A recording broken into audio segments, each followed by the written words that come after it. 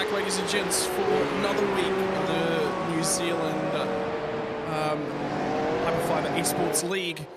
Ladies and gentlemen, this week we're going to be heading across to Phillip Island for the Enduro round. Everything else is going to be a sprint. There's more points on offer, a little bit of a change to the format. One race here tonight. That also changes up qualifying just a touch as well, because it means we can run over the end of the session, which, you know, it just adds a little bit more something to it. So, ladies and gents, it's time to get in, settle down in with the drivers. I'm Scotty Rankin-off alongside Reese Gardner, and after 2 weeks of incredible action, Reese, it's been fun right the way through, and I think we've got another barnstormer here tonight. Oh yeah, I'm certainly anticipating that as well. Hi everyone, welcome to the broadcast on NZ Sim Racing TV. We started off the season at Road America, and then we jumped over to Germany for a round at the Hockenheim Ring. Now we come down to the Oceania region. Phillip Island, just off the coast of Victoria, a classic circuit indeed, and we'll go into more detail about it very, very shortly. But for now, you're right, it is the endurance round of the season. We've got a 75-minute race, single race, on the cards for this one. Unlimited laps, of course, in the 15 minutes of open qualifying yet to come. 50 laps is the distance for this race. There is no compulsory tyre change, but you might want to change the tyres at some point, depending on how hard you work them around this circuit. The fuel is going to last approximately 36 laps, so the drivers will at least have to pit for fuel. The question is, when do you do it? Yeah, and is tyre going to be the more important aspect to keep half an eye on, or is it going to be that fuel? Where is everyone going to fall on that scale? Is a question we're going to be asking all night long. So, as we're digging our way through the session at the moment, here's what we're looking at in terms of things. 50 laps from that race session. That's going to be the big one. Who will make it the journey? Who will opt to go for a little bit of an undercut strategy? Who will get aggressive? And who will play it conservative? They always take just a little bit of an adjustment in terms of the racing. Last couple of weeks, we've been talking about reverse grid formats. We lose a little bit of that tonight. It's one race, all the points from that one race, though. Yeah, exactly. Double points for this round, which means if you're in the hunt for the championship, then you're going to have to be very careful to get a good result from this particular night of racing. Obviously, in a conventional round, you know, points are given out in both races, and race 2 is worth a little bit more because it's longer. Well, now all the points are combined in a single race, and getting that result is more important than ever. So the likes of Antal Sabo is at the top of the standings. I mean, he's going to want to cap this off with another victory from what's turning out to be a very good season for him. And those chasing him, well, the pressure will be on. And it's got to be tonight. If you don't put the challenge down tonight, well, it might just be all but over, and Sabo might just romp away to a championship win. On the flip side of that, though, if Sabo has a bad night, well, anything could happen. It really is on for anyone, and that's the thing with endurance races. There is no resetting. There is no opportunity to score points in one of the two races and just sort of cover and do the best you can in the other one. It's going to come down to everything that you can lay it on the line. Qualifying will be getting underway here in about 15 minutes. So it'll be a little bit longer for the drivers to be participating in terms of the practice session as we've seen thus far. And I think one of the biggest things tonight, Reese, is that there's going to be a fan voting challenge going on over on all of our social medias as well to connect better with the racing fans. I think that's such a key thing, is we have a unique opportunity in sim racing, and we have a unique opportunity with social media-based streaming services to really connect with our fans. There's a lot that gets talked about parasocial relationships and streamers, but we get that opportunity to closer connect with the racing community at large, and you guys could be walking away with a little something for your efforts, or getting your driver a little something for their efforts tonight. Yeah, indeed. Of course, Playtech is the sponsor for this particular round. The Playtech 225. Of course, we're happy to welcome Playtech on board as a sponsor for this round. The driver with the most votes for their favorite livery from the fans is going to be one Playtech custom PC case design from that viewer vote. Just fill out the entry form in the comments section to vote for your favorite livery design from tonight, and there's plenty to choose from here tonight. Some very high quality paint jobs on these cars. Yeah, I mean, that's the passion, right? You love the car, you love what you've put together and go out and race, so you put a fair bit of work into it to make sure that it is as big and as bright and as bold as it possibly can be. And make sure that you get in, you participate, and what's going on in terms of the voting here tonight, because it's going to be so crucial. And the other big thing as well is, this is part of the service that Playtech does offer, which I think is phenomenal. Everyone wants that custom little bit that goes in their gaming room. I have my big old glass panel on the side of my PC, and I would love some designs. Not quite close enough to Playtech, don't have the budget for me at the moment, but they use a cutting-edge UV printer, the only of its kind in New Zealand, to print remarkable, robust designs directly onto the chassis of PC cases. And if you have a custom design on the side of your PC, you know that you are the envy of all of your gaming buddies. How cool is that? Yeah, absolutely. A custom design is certainly something that I'd be looking for, and Playtech will be able to offer that to you. There's also a promotion on for Playtech until the 13th of October for Cherry Blossom season. You can add the Sakura design to any of Playtech's core gaming systems for no extra charge. They've been in the industry for over 30 years. They offer their personalized services. They build custom gaming PCs that exceed all expectations. Magnificent stuff. And once again, the details were down there in the bottom right corner just before. Go to the URL and submit your vote for your favorite livery here tonight for a chance at winning a custom PC case from Playtech. It's going to be fantastic to see who gets that driver vote, because like I said, some brilliant liveries out there. Yeah, and the big thing, and this is sort of where I know Playtech best from, is their brand connection. They've connected with probably one of my favorite YouTube groups, which is Viva La Dirt League. I share their videos pretty much the instant they come out, and Playtech were right there and on board with working with those guys to come up with some incredible content across the years. And if that doesn't say what a wonderful brand Playtech are, nothing really will. But if you haven't seen it, the Viva La Dirt League guys over on their YouTube channel, incredibly funny, incredibly hilarious, and capture the moments of gaming incredibly well, as well as working in the gaming industry, which has been phenomenal. It's just those sorts of things, you don't get the opportunity to work with or get a brand that is willing to work with groups like that. And to that level, and that really, cemented for me that if there was ever an opportunity to work with Playtech in the future, I'd absolutely take that on. So yeah, big shout out to Playtech, because I think the partnerships work for them as well. The fact that Playtech are a name right globally, internationally, because of a YouTube series they supported, that's marketing 101 right there. Yeah, certainly is. Playtech also providing the trophies for first, second, and third overall in the season. Let's hear from them quickly.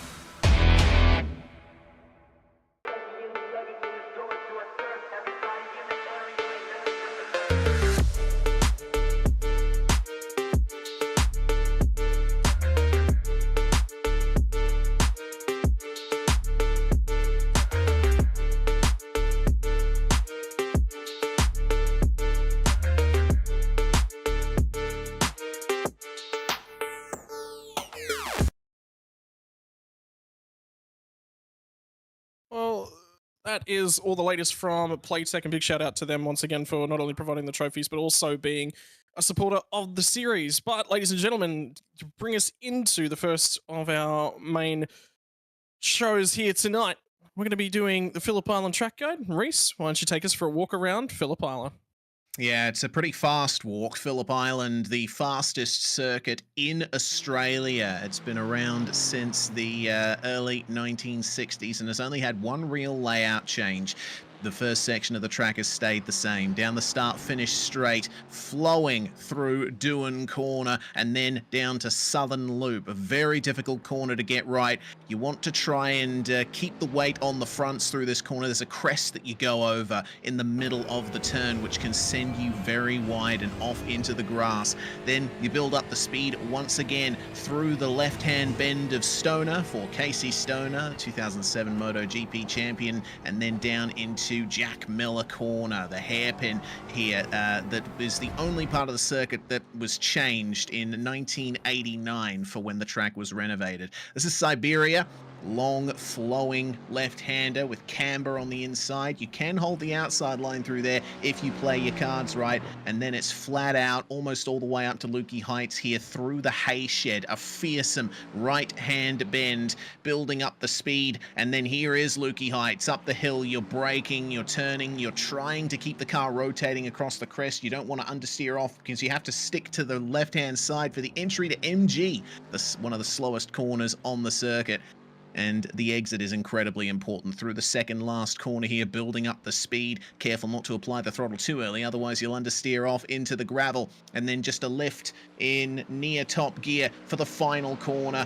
Get back on the power. Hope that you've carried enough speed for the run to the start-finish line. That is a lap around Phillip Island. A very simple circuit, but sometimes the simplest things in life are the best, are they not? Oh, they are, and I love this place for a couple of reasons. This one holds a little bit of special memory in my neck of the woods, just purely because this is where I got my first ever iRacing official race win. So, you know, everyone's got moments, and when you think about the sim and what brings us together as sim racers, everyone has one of those stories like that where you just go, I just remember that moment, and this track has one of those for me, and that is what makes it that little bit extra special, is that we can build our own moments. I love that about sim racing, is that no matter who you are, you remember your first, you remember the big ones, you remember your driver, the time that you drove through the field. And we've seen a few of those here this season in terms of the Hyperfibre Esports League for New Zealand Esports and Hyperfibre as well. We'll see if this lap for Russell Pepperell is going to be Hyperfibre fast as he starts to set a new one. A lot of drivers are doing qualifying practice at the moment. And I don't blame them, because I think it's going to be a really, really important session. You can tow, but you've also got to make sure that you're ahead of a lot of the junk here too, Reese, isn't that? And probably time that we have a little bit of a look at our championship standings as well. Yeah, indeed. Currently in the lead of the championship is Antal Sabo in the number 92. Corey Lazarus, though, only 6 points behind him, and Stefan McCartan is pretty close as well. Could be potential for a big point swing with the fact that this round is a single race worth double points. Drivers like Ewan Baker and Hugo Allen especially, who was incredibly quick at round 1, just couldn't get the result he wanted in round 2. Well, he's down in 5th in the championship, and quite a ways behind in terms of the general points format. 25 points that he has to make up. Well, he could do that tonight. Yeah, it's a difficult night. It's going to require some things to go wrong on terms of our front end of our group. This is what it looks like a little bit further back, though. Xavier Simmons and Hamish Cleland sits outside the top 10. Cleland currently not seeing him in the racing service, so I think he's going to drift a little bit further back, unfortunately, something keeping him away here tonight. Cameron Dance has not had a great start to the season as well. He's been involved at drama at both of the rounds, so unfortunately for Cam Dance, it's on the back foot. Rob Henry's got a quick car here tonight as well. He sits currently second fastest in terms of our practice session, but 14th in terms of the points. You'll be looking for something to drag himself a little bit further forward. Taylor Mitchell, Luke Bradley, a bunch of names there towards the back end, and then this is what it looks like outside the 20. Indeed. Dan Turner rounding up the 26 drivers that have set points so far this season. Just goes to show you with the very narrow gaps through a lot of the field here. Actually, all things considered, the biggest gap between two positions in the whole field is the gap between Cleland and Dance for 12th and 13th. They're separated by 13 points. Everyone else has point separations in pretty much the single digits. So just goes to show how close the point standings are coming out of round 2. We only have 2 rounds to go here. Of course, these are the finals stages of a tournament that has stretched out over the last month or so. Yeah, and it's, you know, it's coming down to crunch time, isn't it? So, you know, if you weren't set up, you didn't get the best start of the season that you're necessarily looking for, well, now you've got some work to do in front of yourself. And the thing is, when you get a series like this that's going on and then going on for a while, it's gonna drag people in. All of a sudden, people just get that bit with that burst of emotion, that burst of energy, and they get suckered back in. They really, really want to chase things, but they might not have been as prepared for the start of the season. Shoes on the other foot for a few of those guys. Season did get off on the front foot, and then they sort of fall off a little bit. So this is sort of the round where things will come a little bit different. And endurance racing, it gives a lot of opportunities. Minute and 30 seconds, well, you know, it's a medium length lap. It's not a short lap, it's not a long lap. 50 laps means that there's a lot of opportunity for lap traffic and cutting your way through the lap traffic nice and quickly and effectively. The other side of that coin, a lot of fuel on board for a race like this. You've already talked tyre wear race. I think there's going to be a few guys that get caught out by things here tonight, particularly timing. Are we going to, with 35 laps in terms of fuel, we've got to get 15 laps in. If we see a safety car less than 15 laps in, there'll be a few guys at the back of the field who'll come down to shorten their pit stops up. We could see some different bits and pieces of strategy. Yeah, indeed we could. The race has a time limit of 1 hour and 45 minutes, and I don't think we're going to be in any danger of hitting that. 50 laps without any safety cars should take about 1 hour and 15 minutes to complete, and a safety car will only cost us, I'd say, about 5 or 6 minutes at the most. If there's multiple safety cars, then we might have to start looking into potentially going time certain. In terms of temperatures, which is going to be the biggest factor for tyre wear, the track's actually reasonably cool. It's mostly cloudy out there on track at the moment, fairly overcast in many places. It is typical southern Victoria weather, really. The track is 27 degrees Celsius, air temperature of only around 20. So what that tells me is the drivers are going to have a lot of trouble getting their tyres up to temperature in qualifying, and if they decide to change them during the race. But the tyres should last a little bit longer than I expected. It's going to be very important. Phillip Island's a track with so many fast corners, so many turns that put a high load through the tyres, and I'd say a pretty rough surface as well. So this track loves to eat tyres for breakfast, lunch and tea. I'll give you something else a little bit on top of that. I'm just having a quick look at what the session's temperature graphs and the weather looks like for this afternoon. Precipitation chance, there is a chance of it, but I'll give you some more information on that. Practice session, which is underway at the moment, runs from about 10 a.m. to about 10:45. Then qualifying, we skip forward to midday. Midday to about 12:15 is what we're looking at from them. The warm-up session is going to be probably right in the chunk of the worst rain. That sits in between 2 and 3 p.m. at about 2:30 to 2:45 p.m. in sim time. So I'm talking in sim times, obviously not realistic times. We're sitting anywhere in that time period from about 25 to 28% chance of rain. Overall, the entire chance of rain across the race session up around the 30% mark, 28 to 30% sort of mark. It's all in the first half of the race. Right, so 3 to 4 p.m. There's sort of a 45 to 50 minute window there, and if we're saying that this race isn't going to get towards that hour and 45 minute mark, well, that could be 2/3, 3/4 of the race. If we run green the whole way, could be wet or just a splash wet. This is, I think we're going to see rain. I think to start the session, there's going to be a lot of ponding, and the problem is it's not going to get heavier. It's not going to get lighter for a very, very long time. So we're going to see a very stagnant. And then about 2/3, 3/4 of the way through the race, we're going to potentially have a crossover period, something to keep in the back of your mind.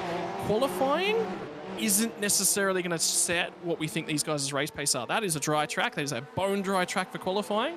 Then we get into the rainy stuff. And I think the warm-up session is actually going to be significantly more important than a fair few of these. It's their only opportunity to assess the conditions.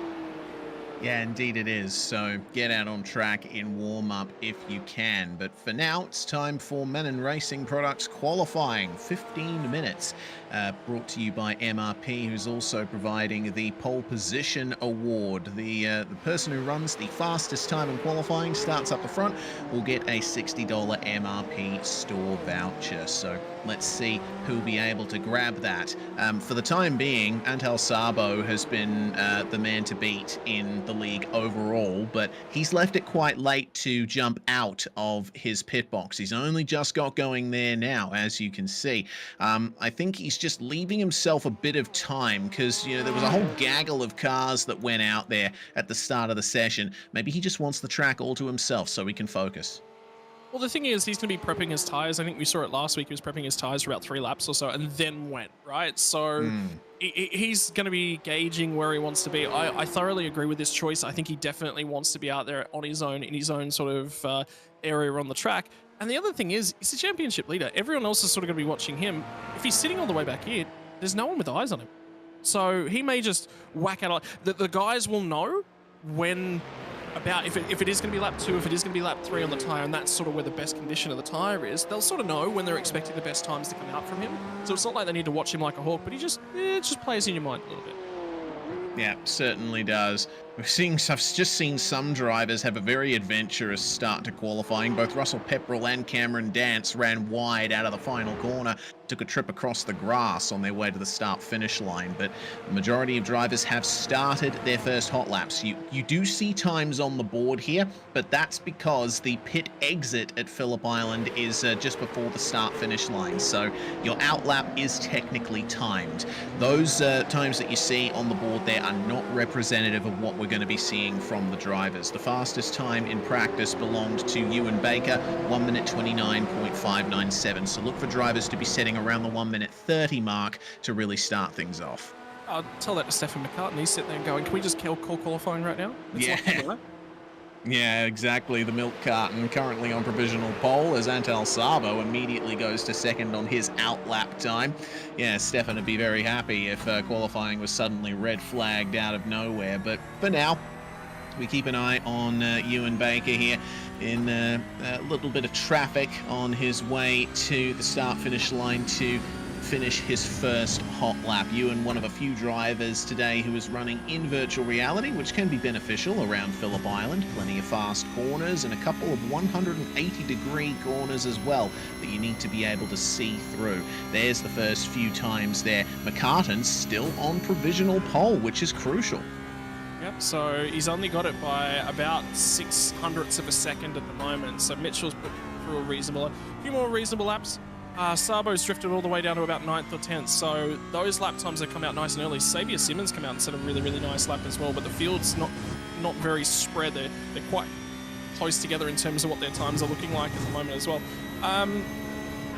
Just sort of thinking about it, and this is the tricky part about virtual reality. One of the biggest advantages of virtual reality, and I only heard this recently, was your ability to sort of look around the car and go, have a look at the mirrors, really build a 3D picture of exactly the space that you sit in, right? And that's the biggest strength about it, is you know exactly who's around you and exactly how far away. One of the smallest issues with it, this could just be a thing with virtual reality tech and where we are with it, is it does wobble a little bit, right? It's not quite as precise as you necessarily want. Sabo goes to the top by a comfortable margin at this point in time. One of the biggest issues that, and initially when VR tech came out, everyone went after it. All the higher level guys went after it. Oh, wow, look at all this. What they actually found was that their consistency went away. And it's because you can't precisely pick up where your brake markers are, because just that tiny little bit of wobble and things in terms of it. Whereas a fixed 3-monitor setup is you know exactly what you have every single time you rock in there, and the consistency was just a touch better. So there you go. Talk about technology. Yeah, very interesting points that you raise as Baker goes to the top now. That's another 0.3 over Antal Sabo there. The pace is dropping here in qualifying as the sun comes out. Yeah, it's a thing in all of esports, really. You know, I've heard you say it yourself, pixel perfect. You know, you want to try and match up what you see on the screen perfectly in order to perform the actions you need to win. And that is just as relevant in sim racing as it is in any other kind of esport. Well, we talk about refresh rates in shooters, right? We talk about delays. We talk about the ability to get. You talk about RTS games. It's micro. It's the actions per minute, right? All of these little things, and sim racing's one of them. Is the other thing about VR and where it is the refresh rate is quite low at the moment, and the graphic intensity is quite high. So that puts a lot of extra heat in the sim room. Again, just takes away from that ability to be as consistent as we're going to see Rolly off the track at the moment, just making a couple of mistakes. So it's just all these little things, and everyone will sit there and go, oh, it doesn't matter. Well, they actually kind of do. If you compare a race car to a race car, roll cage will be slightly different, the way that the car and the chassis set up is slightly different, but it all comes down to you've got a helmet on, and the only thing between you and the racetrack is a visor and a windscreen, or in some cases, not even a windscreen, right? So it does actually matter. The difference between real racing and sim racing is there is that technology barrier and that technology difference, and there is some of that in the real world racing, but I think the disparity is quite a lot larger in sim racing. But yeah, it's just an interesting discussion topic. Yeah, certainly is. We'll definitely have some opportunities to chat more about that later on as Xavier Simmons once again improving, getting into the 29s. We have our top 7 drivers all covered by about 0.4 of a second as, wow, there goes Hugo Allen to the top. Here we go. Hugo wasn't too happy with how things went for him at Hockenheim, ended up finishing a lap down due to a disconnection, but he is back and in a big way taking provisional pole. Yeah, and I was just watching Antal Sabo, who's on a reasonably quick wrap. He's going to pick up some tow, but he understeered at the final corner and the car wiggled all around. So I don't know if he's going to quite be able to get the pace out. 29.553, so he does improve, but the lap, I reckon there's, you could say, I think he was capable of 4 on that lap, and there was a couple little errors throughout the lap. So again, this is what it takes to compete at this higher level, right? Is you really got to be pushing all the markers, all the little bits of margins. It's every tiny little thing up and down the grid. Does matter. Have a look at all the drivers that sit from Stefan McCartan all the way to Rob Henry. We have 4 drivers that sit in a 129.8. We have 4 drivers covered by less than 1/10 of a second, and it's 600ths of a second. Actually, you can throw it out to Taylor Mitchell. He's a 918, and Stefan McCartan's an 821. So there's 97 thousandths of a second, and that covers 5 drivers. Yeah, that's incredible numbers right there. Everyone covered so closely here, and we still have a good portion of qualifying left to run. There's a big improvement from Dance, going to 4th with a 29.8. So, well, once again, the margin continues to improve there, but it looks like none of them are quite up to the task. Catching up to Alan, Sabo, and Baker. Big improvement from Dylan Jordan as well, getting up to 7th place and a mere 0.06 of a second behind his twin brother. Well, he was 1,000th of a second ahead, and then somebody else went and improved as well. There's a bunch of drivers now down to the 5s, and Sabo slipped back to 3rd. Lazarus jumped out of the 6. He was a 6.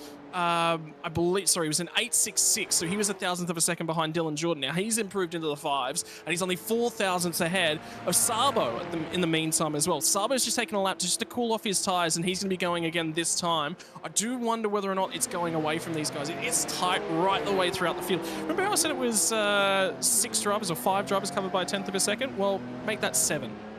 Yeah, exactly. Cameron Dance on a 29.803 in 5th place, and then Xavier Simmons on a 29.903 down in 10th. That's pretty incredible. And Taylor Mitchell only just outside that margin. Ewan Baker, meanwhile, has improved. Hasn't granted him any extra positions, but he is down into the 29.5s along with Allen, Lazarus, and Sabo. So Antal, I'm waiting to see what kind of response he's going to have. We expected Lazarus to be up there as Simmons goes to 7th. Lazarus has done very well, especially at Hockenheim, where he finished a very strong 2nd place in both races, I believe. So he'll be looking for a big result here at Phillip Island, and if those qualifying standings remain the same, I'm not expecting they will, but it'll put him on with a good foot in the race to try and catch up to, maybe pass Antal Sabo for the championship lead. Well, think about it. Anything could happen in this race, wet conditions, anything could happen. Someone could come from nowhere. They've just mastered wet racing. And this is a tricky track to drive around in the wet, right? So with changeable conditions, this is going to be a big challenge here tonight. Qualifying is important. It certainly sets you in a really good position. And then you can just be a lot more careful if you're out front, right? And in the wet conditions, if you've got a little bit of an advantage. But we're going to be cold tires, lap 1, turn 1 in wet conditions. I think we're going to see an early safety car. So again, I want to be ahead of that. I want to be ahead of the junk. So qualifying, again, becomes, I think, more important. And we've got 4 drivers on 1:29.5, by the way. 4 drivers with less than half a second covering them. Yeah, that's pretty crazy stuff. Well, we'll see who can make an improvement, if any, in the last 4 minutes of the session. Henry does improve, gets up from 11th to 7th, and Hayden Kirk will set his next time. Looks like he's just starting off a lap here from down in 16th place. Now, Kirk in the 3.71. His fastest lap in practice was a 1:30.59, so he's already up on what he said in practice, but he'll be wanting a little bit more. Crucially, a little bit of cloud has just gone over the racetrack, so it'll start cooling back down a little bit. It went up to 29 degrees Celsius in the sun. Now it's back down to 28 as Hugo Allen improves on his fastest time, is now in the 29.3s. So what that tells me is we're going to be looking for improvements from just about everyone in the next few minutes. Yeah, I think we are, and there was a bunch of drivers that just dived back to pit lane to put on some fresh tyres, probably about halfway through the session. McCartan was one of them, Dance was another. So I think what they were trying to do was burn some fuel out of the car. They'd obviously taken the crest out of the tyre or taken the best life out of them. Then they're diving back into the lane just for a little bit of fresh rubber. Allen's gone through instead of 3.23. So, you know, all of a sudden we've got a marker now out at the top, and that sets it down for a bunch of people to chase. I do wonder whether or not Sabo was cooling those tyres. In fact, he ran a 31. So either he's an off track or he was just cooling the tyres. Maybe he went a little bit too hard in Sector 1. Sector 2, it was still there, and then he lost it, and he just took a moment to just take some energy out of that tyre. What's Kirk? Yeah, that's not going to count. Oh, yeah. Yeah, you run a bit wide out of the final corner, and that's what happens. Rob Henry, meanwhile, up to 6th place. He's put McCartan all the way back down to 7th on his most recent lap. Daniel Patterson, meanwhile, down in the midfield, trying to make some kind of improvement on 14th place. All he needs is 5,000ths of a second, and he'll be starting lucky 13th. So the lap yet to be set for him as he begins anew. And, well, 2 minutes to go. The sun has come back out a little bit. The track remaining at 28 degrees Celsius, but that little bit of reprieve from the clouds running over the circuit. I think if any driver wasn't on a hot lap at that time, it might have been a tiny opportunity missed. Yeah, I can tell you, Sabo, I think, might have just missed an opportunity to start another lap as well, because he was trying to let Cam Dance go through. Dance is still trying to bring those tyres up to temperature, so that's going to be an interesting... I think he's up to pace out the final corner, so you do have to lift through the final corner. It's not just carry the throttle and just be quick all the way. Patterson trying to set some lap time as well, and something else I was also having a look at was just some facts about Ewan Baker as well. Did you know that Ewan Baker shares a birthday with Charles Leclerc and Casey Stoner? And apparently Charles Leclerc and Casey Stoner share the same birthday. So I learned something today. Yeah, right. Yeah, that's a twofer right there. So that is one opportunity for you and Baker to say, hey, you know, I share a birthday with these guys. Maybe I have the same level of talent. And I mean, 4th place, certainly showing some great talent in what's proven to be a very competitive field. We'll see what Patterson can do here in the final couple of corners. You want to try and enter this as fast as you can, get that speed at the apex, get it rotated, but as soon as you get on the power, the front end just washes out. You need to be so careful down the straight here. Well, the lap is set at a 1:30.5 for him. That's a little bit off what he would have wanted, but he has enough time to come around and set another time before the session ends. 30 seconds to go, and that'll be his last opportunity. Oh dear, that's a big spin there for Corey Crowson. Brendan Partridge, meanwhile, from outside the top 20, improves to 16th. I was just going to say on Daniel Patterson's behalf, he's only been sim racing for 5 months, about 5-6 months. So he's very, very new, and he's already made this field. He's been getting a lot of coaching from Hugo Allen, and you can see it's absolutely working on him. Now it's just about setting himself in. The big thing is when you look at the guys in the middle and the back of the field, if they're sort of that level and they're trying to bring themselves forward, you go making this field as a win. That was the first big tick. The rest of the season, I'm just going to run. I'm going to chalk up laps. I'm going to get the racecraft going, and I'm trying to just improve myself 2 or 3 spots every single race. That's the big thing. And a big one is at the endurance races, because if you improve an endurance race, you didn't just have the short run pace, you didn't just get lucky, you were there and nice and consistent. It's the only way to move forward in enduro. Yeah, I think this round is going to be one of the big proving points to see who really has it in them for racecraft and getting results. It always tends to bring out a different kind of skill, does endurance racing. Well, checkered flag has flown. Antal Sabo brought it into the pits and wasn't able to set another lap, and a bunch of drivers coming into the pits now. Rob Henry, Mandela Pluck, Xavier Simmons, Ewan Baker, none of them are going to improve. Hugo Allen stays out on track. Patterson does not improve. Will Hugo Allen improve on his provisional pole time across the line? And that is a 1:29.27. So taking pole position, and the MRP pole position award, $60 store voucher in style for Hugo Allen. Cam Dance, I think, still on a lap, but I don't think it's necessarily going to be a great one. There's a couple drivers down at the tail end of that lap at the moment that are sort of pushing on. Lazarus is done, so I think that's just about going to be the session. And yeah, for Hugo Allen, another dominating performance. That's 3 pole positions from 3 races. He is just on top of the world. Now, if he can just stick the races together and just get those results, he'll be very happy with things. Dance was able to set a 29.886 on his final run of qualifying, which was about half a tenth away from where his previous best was. So no improvement for him. But I think that's a return to form for Cameron Dance. I don't think we've seen the best of him thus far in this series, and I think he's got a point to prove tonight.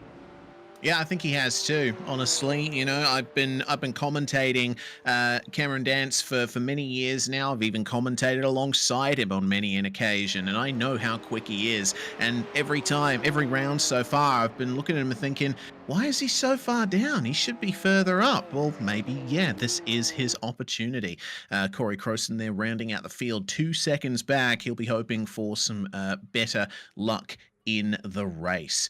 Well, now we are going to make sure that we have our pole position winner in the server with us for a little bit of a chat. It seems that we're just waiting on Hugo Allen to jump on in, and I'm sure that Allen's going to be very happy with this one. He's gotten his night off to the best possible start after that absolute disaster at Hockenheim.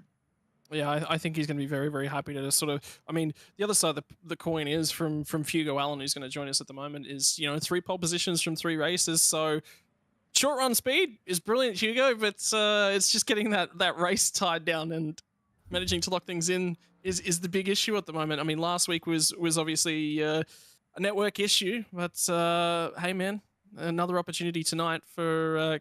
Is there a switch to Hyperfibre on the cards? For sure. I think it's just for the rest of the season. It's just about kind of making the most of what I've got and trying to get back as many points as possible. I think to say that I'm still in the championship fight I'd probably be lying, but yeah, you never know what happens. I'm just gonna keep doing what I want to do and win races, and yeah, stuff happens. Like last week, I had a game crash, so. It happens, but yeah, I've had a big reset of the PC, so hopefully today it won't happen in the big old race. Mate, in terms of things, I mean, you're still sitting inside the top 5 in terms of championship standing, an opportunity to claw back a couple of spots and at least earn something back from the remainder of the season. But the big thing I think tonight is that there's a fan vote on out there for best livery on the night. So if you're sitting here and you're saying, what's the reason that your livery is amongst the best, and can you appeal to any of those fans to vote for you? I didn't come up with my livery. In fact, I can't even see my livery on my screen. But you guys will see it. But yeah, I actually quite like my livery. I like the white, and I'm running the matte white wheels as well. So I think it looks quite class. In terms of Phillip Island here tonight, like you said, it's qualifying pace is one thing. Now comes time for the race. We're thinking there was an opportunity for a little bit of rain in there. That seems to have run away, and it seems like we're going to have a bone dry race, which will change things up. 35 laps just on the fuel. You're going to try and split it down the middle, 25, fresh set of tyres. I get the feeling tyre wear is going to be a thing towards the back end of the runs here. It will be, yeah. It absolutely will be. It's probably one of the worst tracks to have a big long race at because the degradation's quite high. With the fast sweeping turns, but Yeah, it is what it is. Everyone's in the same boat, as I say. But yeah, I kind of wish there was a little bit of rain to spice things up a bit. But yeah, I'm happy. To be honest, I'm quite surprised that I've got the pace, because it's not my kind of track. I normally like the kind of technical low speed stuff. But yeah, just happy to have some pace and still have something to fight with for the rest of the season. Mate, in terms of tonight's racing action and the race strategy itself, generally when we get into these endurance style races, fuel saving does become a big thing. Are you going to be trying to go hard? Is it potentially trying to keep the pack a little bit more bottled up and save some fuel as well? You know, give us some windows into your thoughts. Yeah, I think that's definitely part of it. There's a lot of things that you've got to look after in a long race, but yeah, I think you just got to be on your toes a bit with potential safety cars, and you know, if the weather's still kind of lurking around, you just don't know what's going to happen. So you just got to be on your toes, I guess. All right, and finally, floor's all yours to give a shout out before the race. Is there any thank yous prior to the race? Is there anyone that you're saying, hey, look, that's the guy I want to go out and battle with? And I get the feeling you're going to say Sabo and Lazarus once again.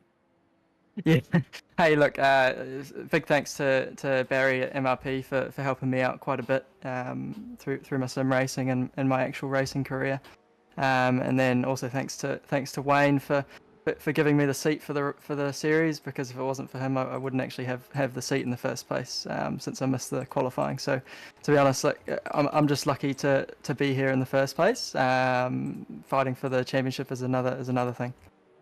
All right, mate, congratulations on another pole position, and shout out to the MRP Pole Position Award. Ladies and gentlemen, we're going to step away for just a few minutes before we go to racing action. Take a word from our sponsors right here.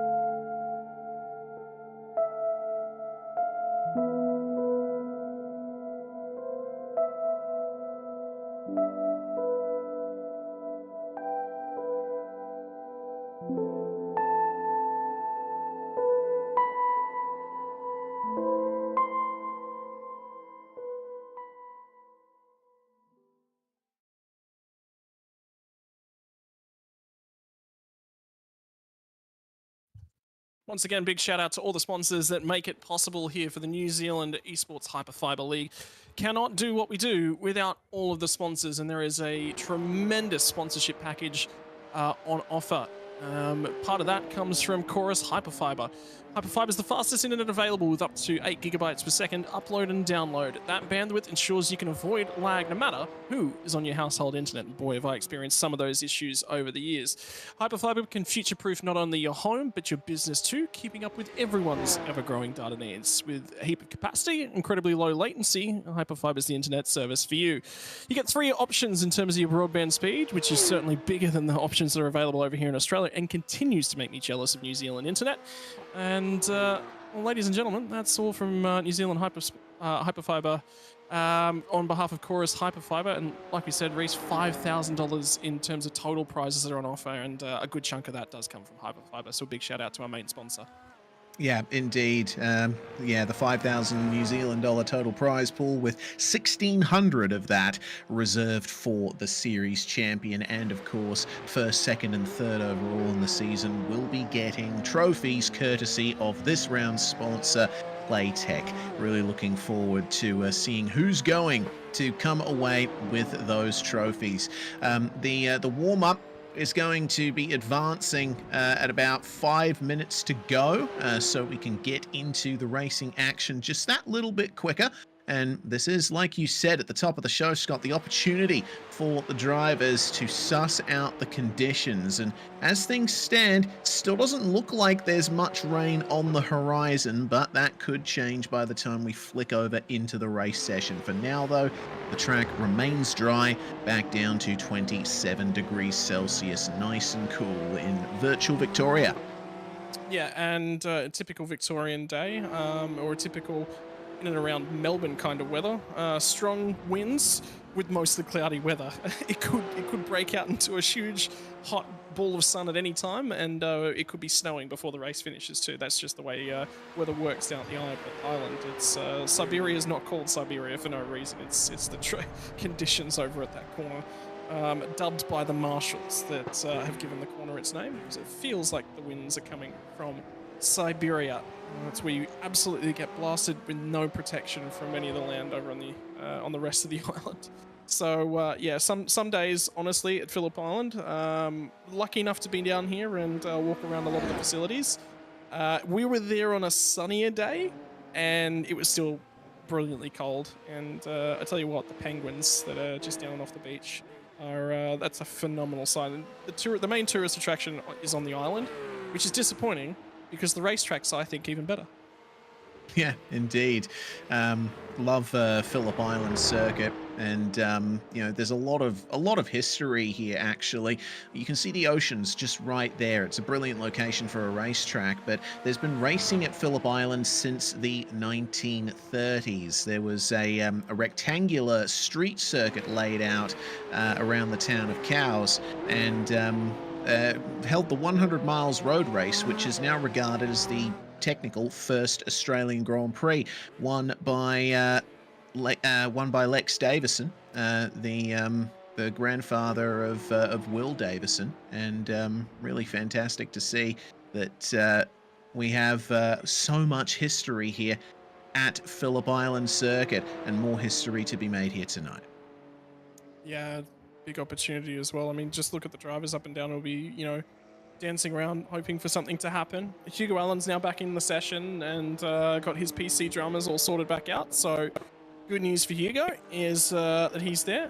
I did see some light hazing that came from the drivers about that though, which was basically quick start whilst Hugo's not here. We don't have much chance tonight. Stand around saying, uninstall gridhacks.exe. Love those kinds of that kind of banter, that kind of joking around between the drivers. Well, Hugo Allen is back. We are within 5 minutes to go in the session. We should be advancing at any moment now, and we'll be able to get into our 50-lap run here for the double points endurance race of the season. A little bit of an onboard view from Antal Sabo here at the end of the session, and you really get a sense here through Lukey Heights of just how much the track falls away on the run into MG. Going to be seeing some big moves there throughout the race, probably most potentially on lap 1. It's one of the choke points of the track in a sprint race. I certainly hope the drivers are going to take it easy with 50 laps on the cards tonight. Yeah, I mean, the other thing is when your tyres start to ail and start to go off, it's one of the trickiest corners to try and pull up for because it all just goes away from you. You know, the hill, if you're in hot, there's no hill there to sort of pull you up. You know, if anything, you're going to accelerate away and then you fall off. The biggest thing that's about this circuit is when you make a mistake and you run off, at turn 1, you can sort of gather it back up, but you've only got to be just off. At turn 2, you're gone. If you run wide at turn 2, it runs down and away the hill. That's how it works at most of the corners. Turn 1, you've got a little bit of leeway, and I mean a little bit. If you're offline big at turn 1, you just rejoin through the middle of turn 2, and immediately everyone sees you off, dives on the brakes, because they know that you're going to come back across the track is one of the big ones. It's big racecraft. The other thing that I like about this place is it's a commitment track. It's not commitment in the same way a street circuit is. It's commitment in exactly what we said. When we fall off the track, you are massively off. There's no major saving it, right? So you've got to be committed to race right to that line, and if you're just a wheel track over that, all of a sudden you're in big trouble. It's not one of those GP style tracks whereby there's a bunch of runoff area and you're okay. No, there'll be none of that, and that creates a lot of moments in the racing as well. Righto, ladies and gentlemen, I can tell you we are getting set for a race start here for tonight on the round number 3 of the New Zealand Esports Hyperfibre League, proudly brought to you by tonight's round sponsor, Playtech. You're looking to get yourself more of your PC bits and pieces so that you can join the sim racing world. Playtech is the place to go. Your MRP pole position for round number 3. He's dominated this all season long, and tonight just becomes another one. Hugo Allen off alongside of Corey Lazarus are going to make up your row number 1. On row number 2, championship leader Antel Sabo is going to start off alongside Ewan Baker. Can Ewan get the jump that he needs to try and steal the run down to turn number 1? Cameron Dance sets his best qualifying performance of the season. Will line up alongside of Rob Henry. Both of these drivers with just a little bit something to prove deeper in the points. Stefan McCartan had a phenomenal round at Road America, and then he's sort of fallen by the wayside a little bit. Can tonight be the night he recovers. Xavier Simmons will start alongside of him on the 4th row of the grid. Rounding out our top 10, going to be James Jordan from Dylan Jordan, meaning we have a twinsies row number 5 race. Yep, row number 6 is going to be Taylor Mitchell and Sam Sproul, with Dan Patrick and Russell Pepperell up behind them. Daniel Patterson is going to start in 15th place alongside Mandela Pluck, who's still looking for a good result this season, as it looks like there isn't an extended grid timer for this one. We're about to get going. Indeed, we're off and racing, and there was a really good start by Dylan Jordan a little bit further in the pack. He's going to try and run it 4 wide as they get out and underneath the Melbourne Bridge. 4 wide on the run out of turn number 1. It's all starting all the way off down at turn number 1. Baker didn't get a great getaway. They're going to try and slot in. Lazarus still trying to go around the outside. Hugo Allen forced to cover. That's going to force Sabo to try and go the outside at turn number 2. Looking for it. Now he's lost the grip. Little bit offline. Loses the camber of the road, and he's going to be forced to slot into P3. Opportunity for Ewan Baker, and he nearly lost spots in the process. Now he's on the recovery mission.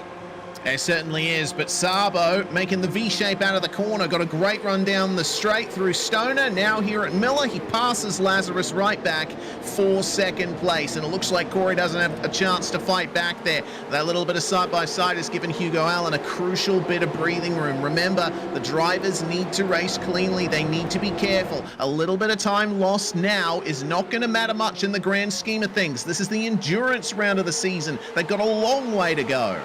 But I tell you what, how good is the cold tire performance from Antel Sabo? Got a reasonable getaway. This is what you expect from a championship leader.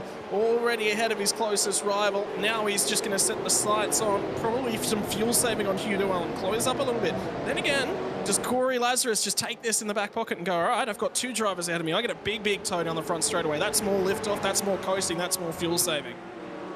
Yeah, indeed. That's a very good point. Shortening your pit stop is crucial. Rob Henry, meanwhile, having to give Stefan McCartan room through the final corner there. McCartan getting a great run through the penultimate turn. But this time, Rob Henry will have the inside line for turn 1. How brave is Stefan? And speaking of brave, a little bit of a dive from Xavier Simmons as side by side for 5th place. McCartan out braking Rob Henry into the 2nd corner there, and the KSR number 7 will have to slot back into 6th. This is quite the pack here now behind McCartan. Everyone in front is just skipping away.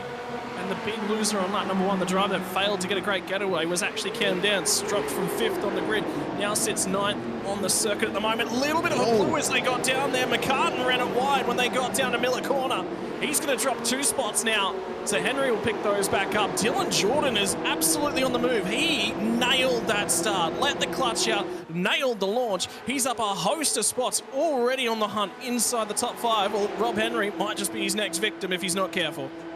Yeah, Dylan Jordan with a great run so far in this race. We're only coming up to the end of the Henry 2nd lap. Oh, yeah, Rob Henry. Well, I mean, that's okay, though, because that kind of line through Lukey Heights, it's not really the worst thing to happen unless there's someone trying to pass you, because the corner is actually a little bit off camber as it goes across the top of the hill. You can bring it back in and straighten up the car a bit sooner for the run into MG. And it just goes to show Henry able to keep the position over Jordan there. Meanwhile, Cameron Dance now chasing down Xavier Simmons. Simmons and McCartan, the only 2 drivers in this group, still occupying the same spot they started in, as Corey Lazarus goes fastest of all the drivers so far. Not by much, though. He's only a tiny bit faster than Allen and Sabo up at the front. The big thing is much heavier race cars with a ton more fuel unloads the rear end of that car. All that fuel, remember, engine sits in the rear. Well, fuel can't sit in the rear then. It means the fuel's going to sit up front. So as the fuel load comes off the front end of the car, it's going to understeer a lot more off the throttle. Now Tamara Dancing does send a big old dive down the run down the middle of the corner, gets to the inside of Xavier Simmons. There was a touch of contact at the apex. Simmons is not going to quite let him slot back in. Don't think he's going to have much of a chance to fight back through this one. Simmons will manage to get back down the inside as they get to Siberia. Side by side at the hay shed. This is going to take some bravery, boys. Someone's going to have to figure it out. Probably lift. Simmons is going to try and go around the outside of the hay shed. That will take a slight lift. He's not going to have the preferred line. He will be on the preferred line when they get to Lukey Heights. He's down the inside. Bravery now from Cam Dance to stick it on the outside. Dance gets a little bit understeer as he gets up and out of the rubber. Is finally going to bail out of it. No, back down the inside at MG. Now it's going to be Simmons who steals that one away. Somebody better get out there and remind these guys there'll be 47 more laps left to run. I think they're still in sprint race mode.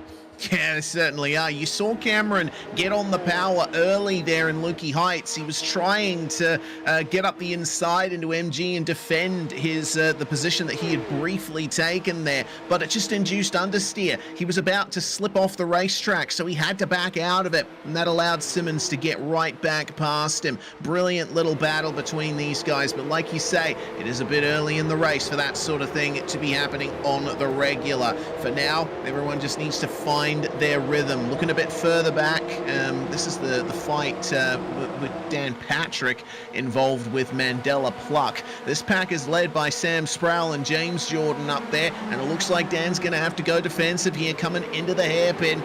Easy does it on the brakes, no ABS in these cars. Mandela really sticking it around the outside there. He's going to have a go at the inside for Siberia now. Fantastic little battle. Yeah, we saw this last lap. It was Simmons who got to the inside Siberia and just couldn't stick it around the outside with a lot of grip from Dan Patrick.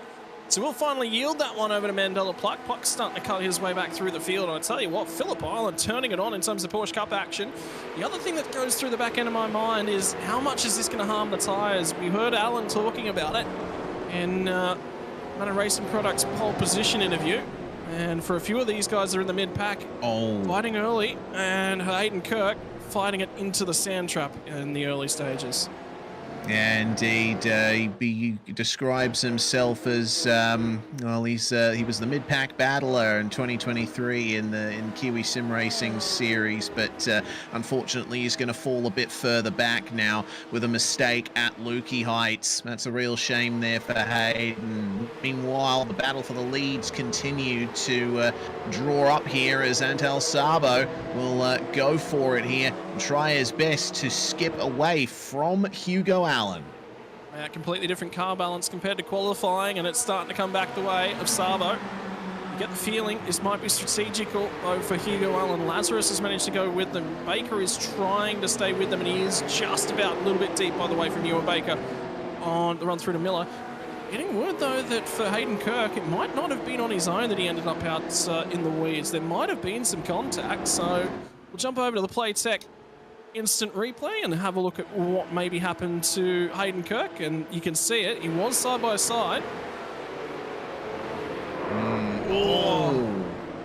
All right. Okay. So yeah, he was on the inside of the corner there, and I think just getting on the power to try and protect the position, but the car trying to get past him made a little bit of contact with his right rear quarter, and ultimately that change in momentum spun him around, and it's a very inconvenient place for that to happen. Not much runoff at Lukey Heights. Well, Kirk is in the pit lane, and he's been there now for the past minute or so, and I think he's going to have a lot of repairs to do before he can get back out on track again.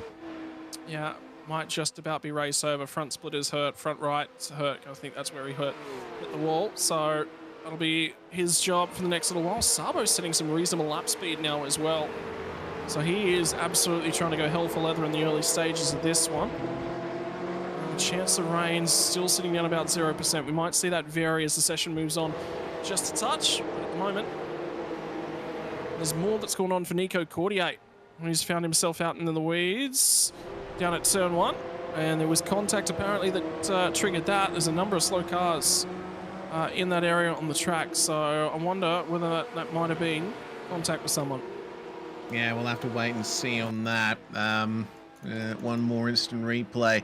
Cordier involved in quite the battle here, and that was a little bit of a tap from behind from, looked like Brendan Partridge coming into the first corner. Seemed like Cordier was A little bit blocked up behind Daniel Patterson, and he was just lifting out that little bit of change in momentum. I don't think Partridge had much time to react to that, and unfortunately that's involved a couple of cars there at one of the fastest points on the circuit. Yeah, the most bravery requiring section of the course as well. So, albeit they'll all settle themselves down and get an opportunity to get back into race rhythm. Pepperell's, I've got to say, if I'm looking at Russell Pepperell this week, I think he's a touch further down than he necessarily would have liked, because he was strong over the last couple of weeks. But this one, it might just be the faster flowing nature of Phillip Island doesn't work his way. Maybe he prefers the more stop-start of Road America or even Hockenheim. Yeah, indeed. I usually expect Russell Pepperell to be up the front. He certainly is in the other series that I've seen him race in, but yeah, it seems like Phillip Island's not treating him too well. Up behind is KSR stablemate Mandela Pluck, and trying to fight his way up through the field. Yeah, Pepperell down in 14th at the moment, still hasn't made any real progress either way in the first 7 laps of this race. Meanwhile, further up, this is the battle for 5th. Rob Henry still holding on to that coveted top 5 position. Dylan Jordan hasn't found a way past him just yet. I get the feeling a move might be coming very soon, especially with the kind of pressure that McCartan and Simmons are putting on them. Yeah, they're sort of going to have to, I think, in the near future. Be the big key. Is you're going to have to go forward. And if you don't go forward, you're going to go backwards. See that how many times? In the meantime, this is the onboard shot from Dylan Jordan, trying to preserve those front tyres on the run up through Lukey Heights. Get a little bit of a tow. And confirmation, by the way, from the server, Hayden Kirk's day is done. Will not be rejoining the race. So, unfortunate for Hayden Kirk. Yeah, indeed, very unfortunate. But in this onboard view, Dylan Jordan's getting a very good look at the back of Rob Henry's car and that brilliant green livery. If you like what you see, maybe you can vote for Rob Henry in the Playtech giveaway for the best presented car and livery. Yeah, decide which of the liveries out there is your favourite. Go to the URL on screen in your bottom right corner. Submit your vote before midnight Sunday, the 6th of October, and you will enter the draw to win a custom PC case from Playtech, custom PC case design. So, yeah, make sure to get your votes in. Get in on that competition. For now, though, seeing a big view of Hyperfibre on the rear wing for Dylan Jordan, who's looking pretty calm and collected, I have to say. It's a very high-stakes battle that they are fighting at the moment. Jordan's still one of the cars with the most positions gained in the field. He's just chilled out, isn't he? He's just Sunday drive. It's not Porsche racing action where you're on the edge of grip. The rear end wants to swap ends with the front quite regularly, and you can't tell that there was just about contact from Stefan McCartan on the way into Lukey Heights right there. So he's getting a lot closer to the rear bumper now of Rob Henry. And you just wonder, you do just wonder whether or not there is some fuel games that are starting to be played by a multitude of drivers, because Sabo leads the way at the front end of the pack. Lazarus is just about losing these two at the moment. He's on the fringe of losing draft, so he's got to be a touch closer if he can hang on to the tyre a little bit more. But Hugo Allen's staying quite comfortably with Antal Sabo as it currently stands. Yeah, I'm getting big Road America vibes from this. Remember how Sabo and Allen were battling with each other pretty much all the way through the first round of the NZ Esports Hyperfibre League finals a couple of weeks ago. Let's see how long that battle ends up lasting. Meanwhile, news from race control. Daniel Patterson, of course, was the car that tagged Hayden Kirk a little earlier, and Patterson has been given a penalty from race control. It looks like he's just come in to serve that. So he'll have a lot of opportunity to fight his way back, especially if there is a safety car yet to come. Yeah, well, that'll be the big key, isn't it? And we haven't seen anything that's necessarily warranted that yet, and there's been a little bit of field spread. Rob Henry is sort of the cork in the bottle, and I think he's going to continue to be the cork in the bottle in this pack. Just keeping an eye on this train. Sort of goes from 5th all the way back to 17th, so we've got about 12, 13 cars now banking up into this one. So I do wonder whether or not Rob is overworking the tyres just a fraction, or if that's just the nature of the draft and everyone's just sort of banking up. There'll be a few cars for sure in this that'll be fuel saving, because if you can't advance your position, sometimes you do just get a little bit stuck. Well, fuel saving is the way you do it. Tire saving is the other one. If you can just underdrive your corner entries a little bit, you look after the front end of the car. So particularly with high fuel loads, that's a big thing. The undercut, I think, is going to be relevant. I just cannot tell you how relevant. I think it's going to be maybe 2-3 tenths of a second a lap, unless the tires all of a sudden just fall off the cliff. If that happens, well, then the undercut's going to be a lot more relevant. But if this pack starts fighting, and oh boy, look at how close they are. Yeah, undercutting will be relevant. We've got to get to lap 15 first. Yeah, and you can see Rob Henry's feeling the pressure there. Something that's also relevant is the track temperature, of course. The undercut will be a lot more effective in hot conditions, but it's the opposite of that right now. It's so cloudy over the circuit right now. The track temperature's actually dropped to 22 Celsius, and the air temperature's down to 19, as Dan Patrick, it looks like, has just lost a couple of positions. Back down to 17th, falling behind Tyler Williams and Luke Bradley. Not too sure what happened there, but regardless, it looks like Rob Henry is getting a crucial breakaway at the moment. Dylan Jordan hasn't had a very good lap so far. McCartan is now really piling on the pressure. Yeah, and it's just, this is the thing, isn't it? You just bank up, you bank up, you back up, you back up. Eventually something's got to give, and a few of these guys are sitting there and they're going, well, I think faster. I think we've got an opportunity to try and go and run down Ewan Baker, but if I'm stuck here, I can't do that. And laps are ticking away. This time by, we're going to have 10 laps finished, 10 laps done, a fifth of the way home. So, you know, now you're going to start thinking about, well, how am I going to get this job done? It's going to be over a 200-kilometer race here tonight as well, which is very, very relevant. That's, you know, it's going to sap something out of these drivers. We're going to be in behind the wheel in this race mode for over an hour, and something has to give at some point within that next hour. Yeah, who can keep up the momentum, who can keep it consistent, just drive the car as fast as they can within the limits and not scrub those front tires too much.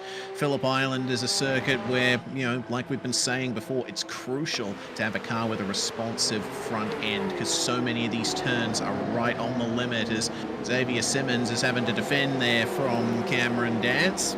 Cam sitting in 9th spot. He still hasn't made much of a recovery from his poor start. Simmons, meanwhile, joins McCartan in not moving forward or backwards at all in terms of ultimate race position. Let's see what Simmons can do here with a little bit of space now behind him. Successful defense from Dance. Is there going to be any movement in the pack up ahead of him? All over the curb there was Rob Henry at Lukey Heights. He's protecting the inside very nicely from Dylan Jordan. So they'll stay in single file again for the time being. I think Cam is just sort of, he's the driver out of this group that's sort of just sitting there and just watching along and, you know, giving himself every opportunity to undercut these guys. I think the fuel load's going to be very, very relevant.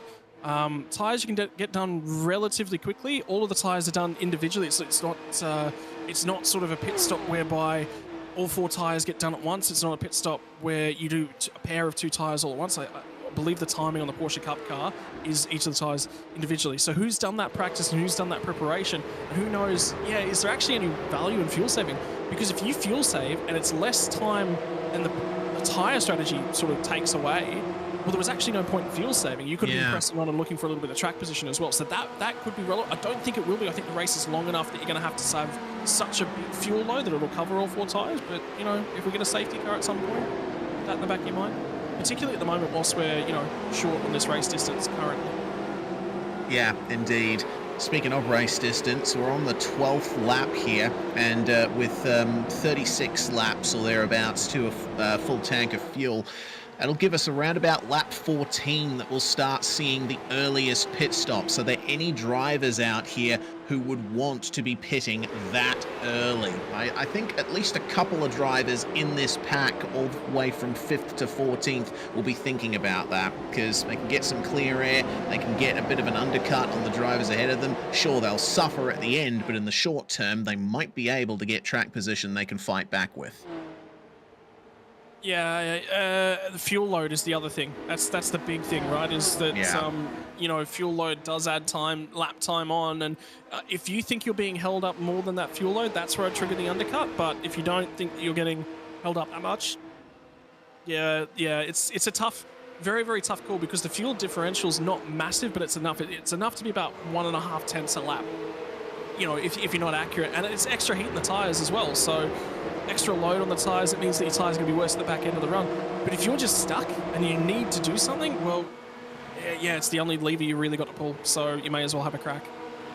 Yeah, indeed. I think if I was running all the way at the back of the field, sort of in the Billy Rowley, Dan Turner area, I'd probably just pit as early as I could and try to run to the end and hope that stuff happens in front of me to try and benefit me in the long run. But every other driver here, especially the drivers up the front, you know, I think the top 3 are going to try and run it as long as they possibly can, because they don't want, you know, a massive load of fuel early on, costing them that 1.5 tenths a lap. You extrapolate that out over 50 laps, that's something like 6, maybe 7 seconds that you're going to lose overall over the entire course of the race. Yeah, so you definitely want to run long. It also depends upon what the car balance does, because remember, as that fuel balance burns off the front, it's going to become a little bit of a more, you know, you get better direct drive, so initial launch off the corners is going to be a lot better. Lighter car as well is also going to help with that. But at the same time, you want a little bit more weight over the front just to engage those front tires a little bit more. Your brake bias changes quite a lot throughout the stint of the Porsche Cup car as well. It's about every lap and a half, 2 laps, you think about a bias change, and you just sort of read it and go, no, I could probably go another lap and a half longer, and then you might crank it back 1 click. So yeah, brake bias in the Porsche Cup car does relate to the fuel level and where the fuel level is at. It's very, very important to balance that, particularly you don't want to be locking tires at any stage. So yeah, very sensitive tyres on these things. Ewan Baker, meanwhile, well, he's in a bit of a no man's land at the moment. The top 3 just up ahead there, they just disappeared from view in Siberia. That car in front of him is lap traffic. Baker is in a bit of a no man's land right now. He's too fast to be caught by the pack behind, but not quite fast enough to catch up to the leaders. Car in front of him is Nico Cordier, who visited the pits 5 laps ago. You know, just trying to get himself in a potential good position for the rest of the race. Still a bit too early to make the rest of the race without having to visit the pits again. yeah, I think that's just because he had to. I don't think he had much choice. I think there was damage potentially on that car that that he needed to resolve. You know, it is what it is. Rough night at the office. There's not really all that much more he could do about it. Now he's just sort of stuck in this position. So get the head down, see what you can do. Play a safety car by ear. Get lucky. You know, that's really your only option. You know, you're stuck out there. The benefit for him now is he can run it all the way back out to lap 43. If there's no safety car by lap 43-ish, well, he's probably not going to be back in the race, not relevant anyway. So that'll be his goal. Run it out that long, stay relevant, stay close enough to the leaders that when they all pit, he gets back on the lead lap and he has a potential to be relevant to the end of the race. Yep, that's the state of play for those way down in the field, including Patterson, who took his penalty some laps ago as well. Simmons is close. Oh, he is. Battle's starting to heat up here for what is now 7th between McCartan and Simmons. And it seems like Xavier is keeping Cameron Dance at arm's length as well. Cameron, I think, a bit too involved with trying to keep Taylor Mitchell behind him to really focus on trying to catch up to Xavier Simmons there. Rob Henry still the proverbial cork in the bottle here. Looking at lap times, Henry's last lap was a 1:31.0, 1 minute 30s for pretty much everyone in the immediate pack behind him, down to Taylor Mitchell. So still looking for some potential moves between all these drivers. For now, though, the opportunity's just not presenting itself. It's a little bit more than that. The problem is the risk level that you've got to take to get a move done is just not worth the outcome, right? So what we're seeing right now is a bunch of guys that are going, okay, we're probably not quick enough to catch you and Baker. We might be able to catch you and Baker. Or I can sit here and save a bunch of fuel and I'm not taking any risks, right? So that's what I see that's really happening. And this is the aspect of endurance racing. Everyone says, oh, it's a procession, it's a little bit... It is, but at the same time, it's being played with how much you're using the throttle pedal. It is... We're not playing the race for right now. The race is being set up for about 25, 30 laps from now. And we're in this bit whereby I love it. because this is a section of the race that is such an art form, is you've got to do all the hard work right now so that you're in the race in 25 or 30 laps time. But if you don't do the hard work now, you're not relevant to that race, so what was the point of setting it up? And that's a real art form, and that's racecraft, where that level of racecraft really comes in, because you've got to have pace, you've got to know how to fuel save, and you've also got to know when to pull each of those 3 triggers. And that is a very, very fine thing to do, and the only way to learn that is by getting out there and just making those mistakes. You will run races like this, and you'll go, I'm quicker than all these guys around me, but in actual fact, the quickest thing I can do right now is to slow my pace down. Yeah, it's like what Neil Crompton says: buy a ticket to the end. You know, this isn't a particularly long race as far as endurance races go, but you still need to play the long game here. And I think Antal Sabo will be looking to try and play some longer games here with Hugo Allen all over the back of him. Antal is the one punching the hole in the air here. Allen is being aggressive. He's pressuring Antal, but he's probably also taking the opportunity to save that little bit of extra fuel. Yeah, I just think there's no point in Hugo Allen. If these two guys were to go toe-to-toe right now, they wouldn't pull away from each other. They're so close together in terms of their outright pace that, again, risk versus reward. All they'd be doing is just offering a huge opportunity for Corey Lazarus to come back into it, then Ewan Baker to come back into it. Right now, Lazarus has really got to drive the car hard to stay with these guys, and that's taking away from the ability he has to stay relevant in terms of strategy. So right now, by these two guys just sitting as they are on the road, again, Hugo doesn't want to lead. Why does Hugo not want to lead? Oh, he doesn't want to be punching the hole in the air. And he's not setting the pace. He's basically saying to Antal, you're in control of this race, and whatever you're doing, I'll do it, but I'll save more fuel.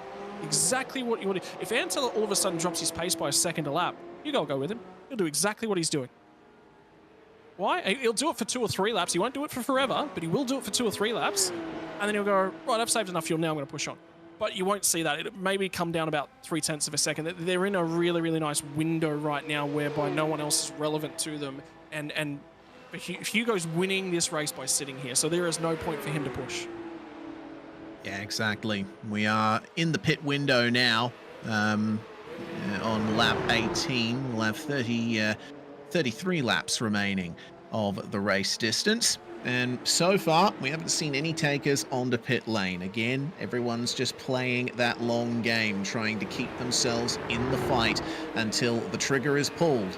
I'm pretty sure most of the drivers are going to be pitting around the same time. There's going to be one of them who ducks out early, decides, okay, I'm the one who's going to throw up the flag and come in, and then everyone else will immediately follow them in. I think probably the most interesting section right now is Sam Sproul's actually probably the guy to sort of keep half an eye on. And it's not. Oh, no! There we go. Henry! Oh, dear. Looks like Rob Henry with a big spin there at Miller. And unfortunately, Cameron Dance running right into him. That's some big damage to the front of the number 6. And that could be an aerodynamic disadvantage for Cameron Dance. It's also caught Dylan Jordan as well. So there's going to be a number of cars that are caught out in this one. And the Playtech replay is going to give us the story. I think Rob Henry's got major damage. I think he might be done. So just watch this. Remember when we're talking about fuel load burning out of these cars? A lot of heat in the rear tyres. Lazy little Porsche spin. How many times have we seen Porsche Cup cars do that? Yeah. Unfortunately, that's just an aspect of driving a Porsche, right? The rear engine layout, the engine is slung out over the rear axle. There's so much weight in the rear of the car, and as the fuel burns off, that's a massive imbalance in the weight. So you enter a corner a little bit too quickly, you don't have much load on the rear. It acts like a pendulum. It just swings around. Rob Henry, yeah, he has got some damage here. It was a bit of a square hit that Cameron Dance gave him, so I don't think there's going to be too much in the way of suspension damage to fix, but yeah, a little bit of aero damage is mainly the issue. So Henry's going to take the chance here to repair that damage, and he'll also be able to fuel his car all the way to the end from here. Frustrating. We're just talking about how we haven't seen Cam Dance. We've actually started to see something out of Cam Dance, and a little bit of pace, a little bit of rhythm, a little bit of consistency, and then something just happens, doesn't it? He must have walked under several ladders and on the same side of the street as 9 or 10 black cats. I swear for Cam Dance, this series is just not going his way. Yeah, not much in the way of luck. All he can do is hold on for now. He's probably going to try and stick to the strategy, try and last as long as he can in the slipstream of the likes of Sam Sproul, just to negate that straight line speed disadvantage he's just been lumped with. We saw our leaders just making their way through on a lapped car, and that has brought them all together now.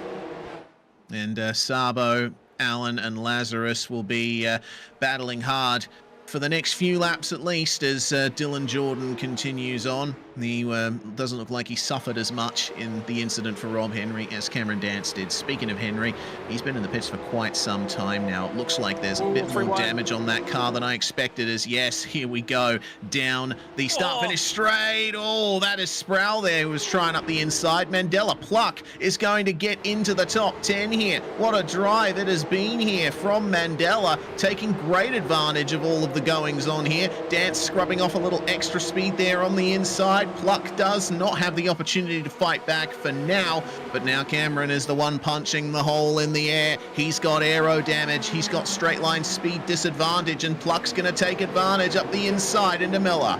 Yeah, here comes the KSR car and just drives it straight down the inside down there. Dance is going to still try and fight it back. And this is the lovely thing about Phillip Island. You get to the inside here at Siberia, you feel like you're a little bit brave. Dance runs it a touch wide. Pluck tries to pinch him narrow. Dance comes away with the spot. Once more, so got better drive once again off of Siberia. Now through the hay shed. He's going to get harassed when they get down here to Lukey Heights. Pluck just had to lift out just a little bit. Dance is a touch in deep, but he's been running wide on that apex, not sticking back to it. That's a lot more accurate.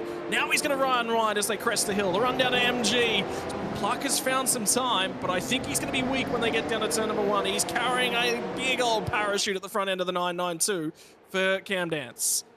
Yeah, absolutely. Tell you what, that whole sequence that we saw was started by Sam Sproul running wide out of the penultimate corner. He caught the grass in between the last two corners of the track. That brought Dance right into the battle. Dance had to compromise himself, and that brought Pluck right into it too.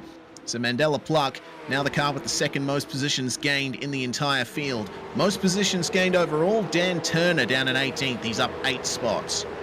I'd just be starting to think, if I'm in Taylor Mitchell's shoes and Taylor Mitchell sits off the back of the next pack ahead, sits 8th on the road, I'd trigger that undercut now. We're 4 laps shy of halfway. He's in an awkward position. The thing I'd want to do is I'd want to get away from all of this squabbling that's about to go on. Generally, when there's a big shuffle up in terms of the pack leads, everyone starts to go, well, I think I'm faster. No, I think I'm faster. And it's where it breaks out. He could sneak off into the lane and grab himself a bunch of spots. Tricky pit lane to enter. How many times have you seen a guy in the barriers or in the grass on the pit lane entry here at Phillip Island? It's incredibly narrow as well, and at a very high speed section of the circuit. One of the, just that little bit of a hidden gem and a hidden difficulty level when it comes to the Phillip Island circuit.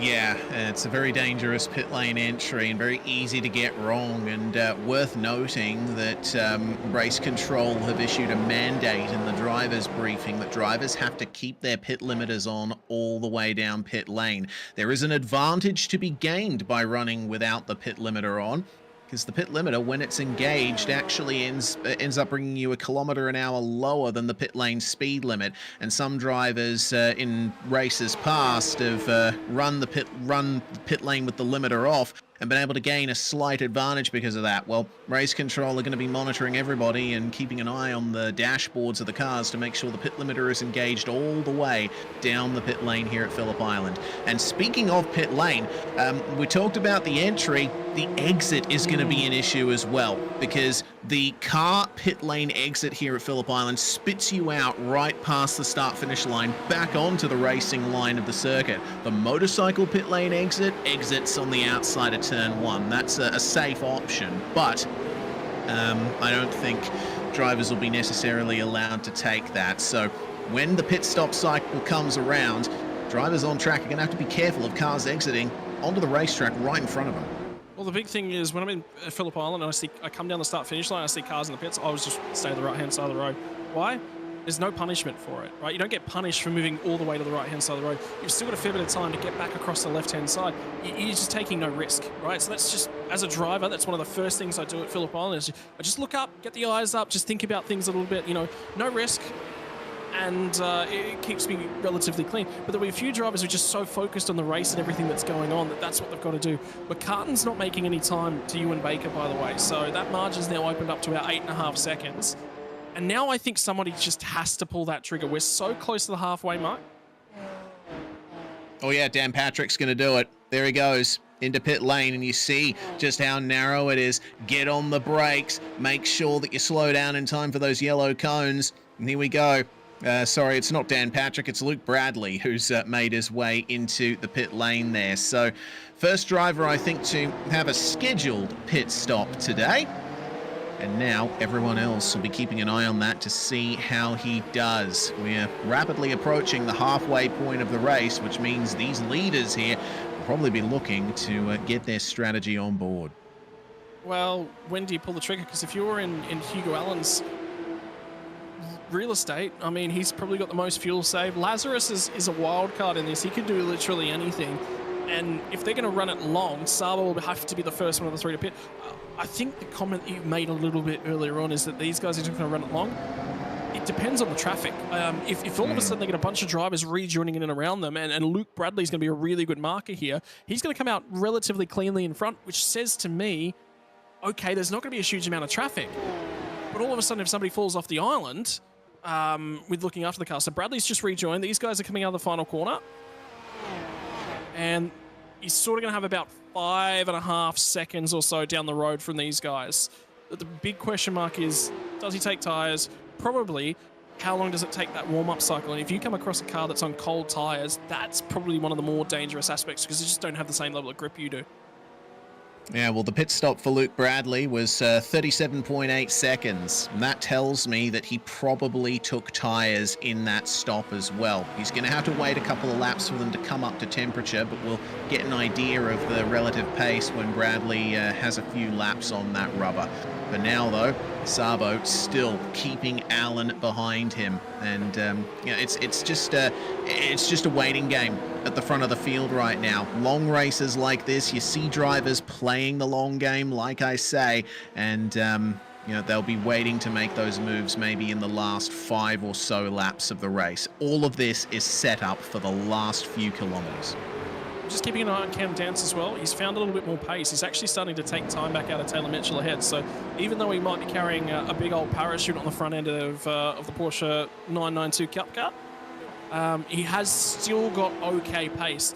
That's a lap car ahead. That's Nico Cordier, and the pack ahead of him is just made their way through and by him. So this will give us another sort of opportunity to have a look. Was it perhaps the lap traffic was giving a little bit of the dramas? Was Taylor Mitchell fuel saving? You know, was he just not accurate through the final section? I think he's actually made time again as they get down through MG. The problem is he's going to lose it again in a straight line. 2 reasons: draft and parachute. But if Cordier sits where he is, Cordier could offer a really, really good opportunity for Cameron Dance just to find a couple extra tenths. Yeah, certainly could. This is the battle a little further up. Xavier Simmons on Stefan McCartan. Now these two are the ones at the front of the pack, and Simmons, it looked like, was gaining a bit of time down the straight there in the slipstream, but runs maybe a quarter of a car width wide at the apex of turn 1. It's not the end of the world, but it does cost you a little bit of extra time and puts a little bit more energy into the tyres. Well, at this point in time, the tyres are relatively old now. So if you're going to split it in half, this race entirely in half, you pit at the end of this lap, 4 fresh tyres, and you're going to run the same pace in the first half that you do in the back half. Maybe, you know, a little bit extra draft, getting some free air. You actually want to, I think, overcut a little bit in terms of Porsche Cup car. But what that does do is your out laps, all of a sudden, the guys around you that pit that 1 lap earlier, yeah, they were slower on that lap, they've got their tyres up to temperature now. So for 2 laps, you become really, really vulnerable, and you're defending on cold tyres. So if you undercut, you're running a cold tyre lap in clear air, but if you overcut, you've got to defend from those guys. If you can make the margins work and look after things, but you've also got to be mega aggressive in your pit lane entry. There's a lot to think about with this strategy. Porsche Cup cars, pit stops, tyre changes just make for really interesting races. Yeah, they do. And the maximum interest level is yet to come as we see them exit the final couple corners. There we go. Trigger pulled by Stefan McCartan. I like this. He didn't want to wait for anyone else to pull that trigger. The other thing is, I think he was saving a lot of fuel in the early stanza of that race, which means that this is going to be the shortest stop of this group. Gets out, clear air, gets rid of the cold tyres nice and early. He could also be suffering from a little bit of understeer at the back end of this stint. Great opportunity to do that. Pluck send it down the inside of Cam Dance on the run to turn 1, 2. Yeah, but Dance is fighting back. It's all happening in the background right there as Dance manages to get the move done again. There's been an incident also at Miller. Luke Bradley fresh out of the pits as Cam Dance runs wide out of Southern Loop here. Pluck's going to have an opportunity here. Gets back the position through Stoner, but Dance will have the inside line for Miller. It's covered. Mandela Pluck staying in the middle of the road, forcing Dance to pick a side, and it looks like it was the wrong side of the corner for Dance. Bradley just spinning at that location just a few moments ago, so we might have to wait a couple moments longer to see what his ultimate pace is going to be. Regardless, they're in the second half of the lap now, and we saw that pit from Stefan McCartan, and it was a very short pit stop, 13.2 seconds. He hasn't taken tyres, I think. Yeah, well, I mean, that's him just going, right, I've saved a bunch of fuel, I've looked after the road. And that's the big question. If you're not going to take the tyres, that means that you had to look after them throughout this first stint. Not only was he fuel saving, he's probably tyre saving as well. That means his race is going to be really, really short. I think Dance is going to pit here too as well. I think he can't be caught up in behind Mandela Pluck for too long. I think this is really going to hurt his overall race. Yeah.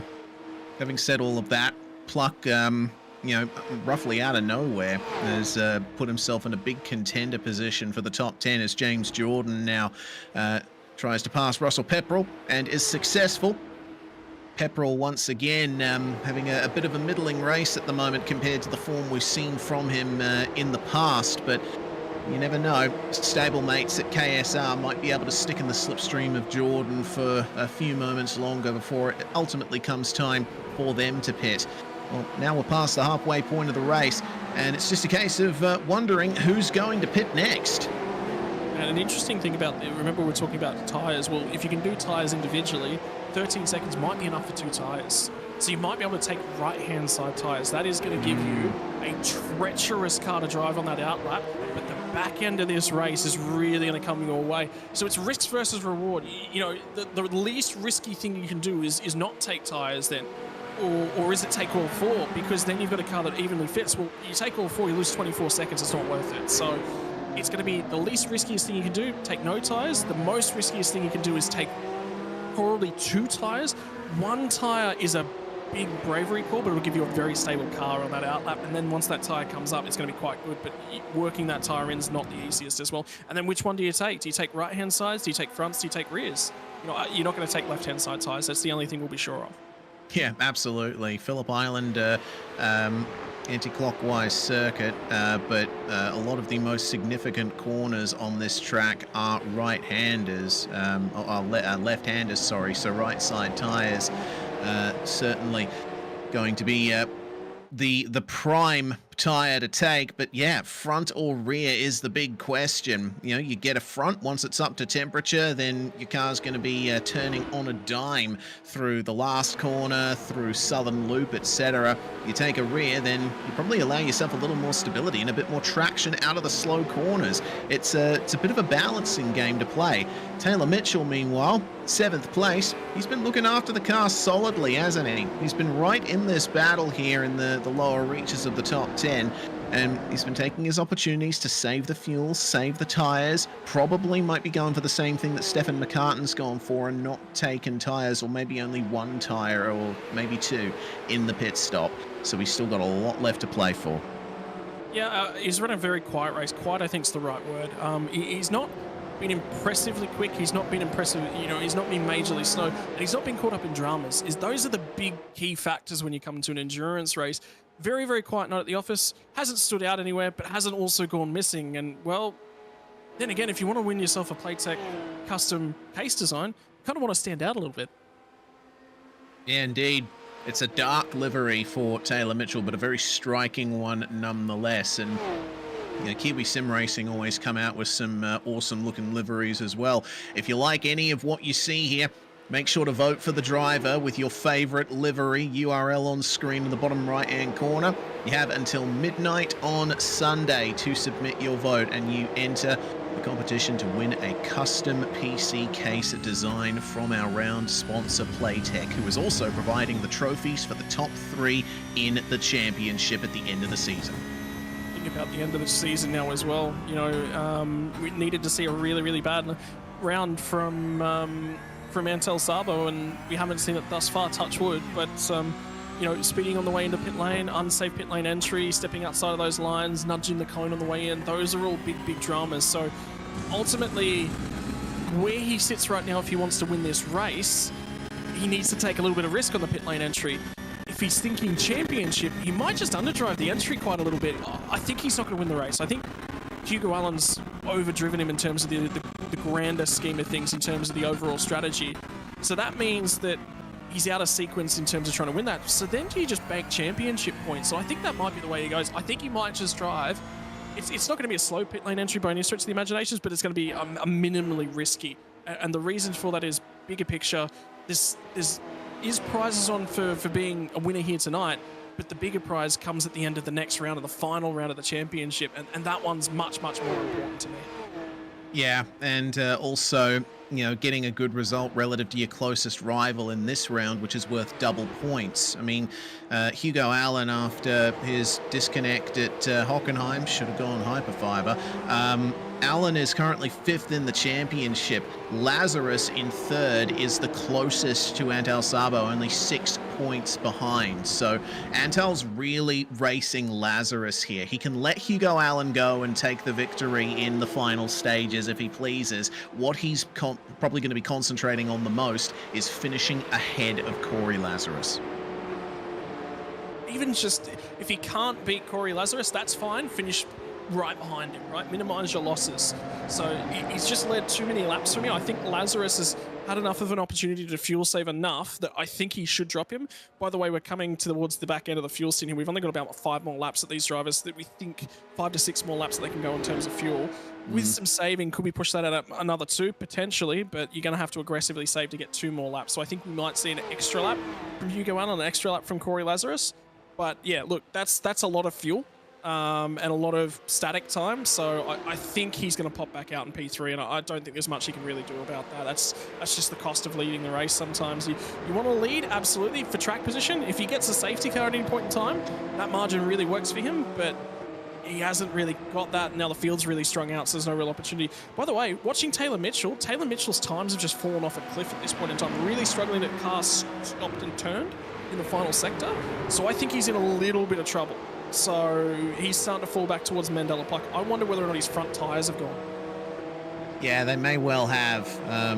Let's keep an eye on his corner speeds here, and also his slowing down rate for the hairpins, because the front tyres have the most load on them in the braking zones as the weight shifts forward.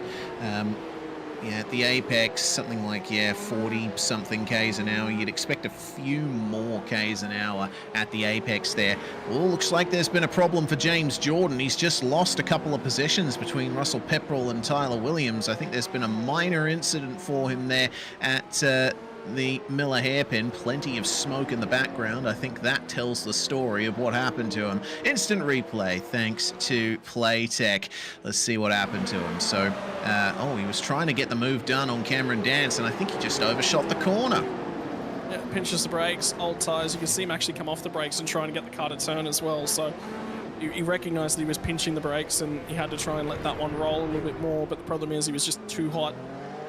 And he's probably only missed that braking zone in terms of getting that car stopped by about 2-3 meters, I reckon. Not much more than that. Yeah, it's only a very narrow margin in the braking zones for slow corners, but you miss it by a fraction of a second and you're completely on the outside of the corner. So you mentioned the lap times for Taylor Mitchell just before. Well, he hasn't pitted yet.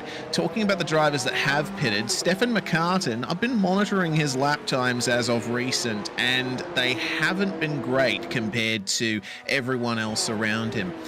we're expecting that he hasn't taken much in the way of tires, but he is heavier on fuel, and his lap times that he hasn't really gotten into the high 1 minute 30s like everyone else he was battling with us still running. So I don't know if the decision to pit as early as he did was the right one. It's an interesting story. If you actually have a look at the guys that is around in terms of pace, they Simmons 1 minute 35.0 for Simmons, Jordan 1 minute 30.490. So right in around that 130.5, dead on a 130 mid. Ewan Baker, by the way, 130.518. So his lap time is only 0.02 of a second quicker than Xavier Simmons' last lap time.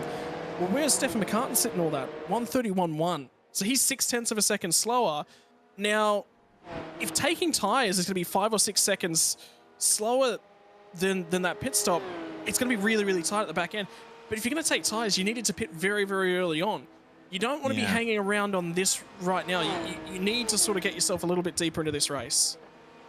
Yeah, and a point that has just entered my head, which is worth talking about, is the main reason why in races like this you see drivers trying to extend the stint as much as possible is it as James Jordan pits now. That's going to be an interesting call to talk about. You're spending more of the race at a low fuel level. I think that is the crucial part here, because if you pit early, you're basically filling the car back up to a heavy fuel level, and you're spending more time with more weight on the car, more time spent setting slower laps. You run the tank out, then you're spending a lot of time on a low fuel level, and you're taking advantage of that, running faster times for a longer portion of the race where it really matters. It comes down to, are tyres relevant to that or not? And the problem is Stefan's... I do wonder whether or not he has taken 2 tyres in and amongst that, and that's the reason that we've sort of seen this degrade in pace from him. Because he did come out and about lap 28 after the stop, so post-stop, he has managed to dip back down into the 31s. He ran a 30.9, a 30.9, and then he was into the 31. So the potential for the pace is there, but all of a sudden it's just started to eke back out into the 31.3s. So yeah, I'm not 100% sure what's good, but it's just really, really funny. So that says to me that maybe Tyler Williams was the other driver, Taylor Mitchell, sorry, was the driver we're sort of monitoring in terms of his lap time. I think Stefan might have just burned off the tyres. He might have just been too understeery, caught up, and remember his 3rd car in that train? He might have gotten so much dirty air that the front end's just cooked off that car. Yeah, maybe. Going back to take a look at McCartan's pit stop, and interesting to note, I don't see the car going up on the jacks, so McCartan didn't take tyres at all. Well, okay. Now he's got to hang on to the car. Now, if I'm taking tyres, now I'll put it to you this way. If I'm taking tyres in this race, the longest I'm running this is 30 laps. And the reason for that is I need that 20 laps on fresh tyres to get the tyres up to temperature, and then I've got about 18 laps where I've got fresher tyres with enough heat in them to show that pace. Once you get there, you can absolutely show the pace. So relative, Stefan's going to lose spots to Simmons and Jordan, I think, no matter what happens. And then these guys have got the flexibility to potentially take a couple of tyres. But yeah, we're just sort of still in that holding pattern. I think it's these next couple of laps where we'll sort of find out what's going to go on. But the fact that everyone's running long says to me no one's going to take tyres here. Yeah, looks like it.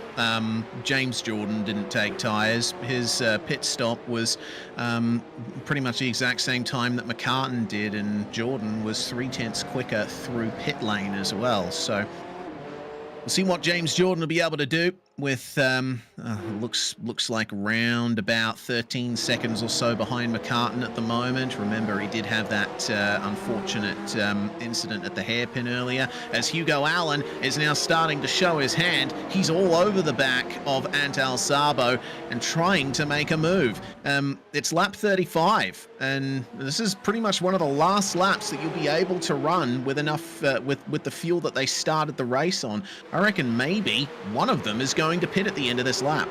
Yeah, I wonder whether or not the tyres on Sabo might have started to go off as well. Maybe he's just overdriven the front end of that car as well, and that's maybe Hugo's seen something and gives him the impetus.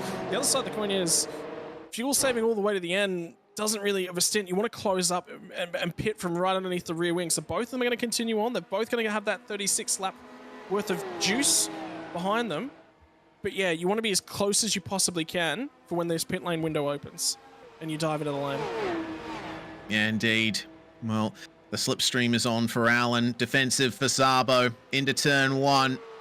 And Antel's going to hold on to the lead for the time being. Alan does a bit of a crisscross on the way into Southern Loop, and that is a way that you can get a position, but I think with how close these guys are on pace and the state of the tyres, what we presume at the moment is Mitchell and Pluck come into the pits, more fall down by the wayside for the moment, but they'll come back towards the end.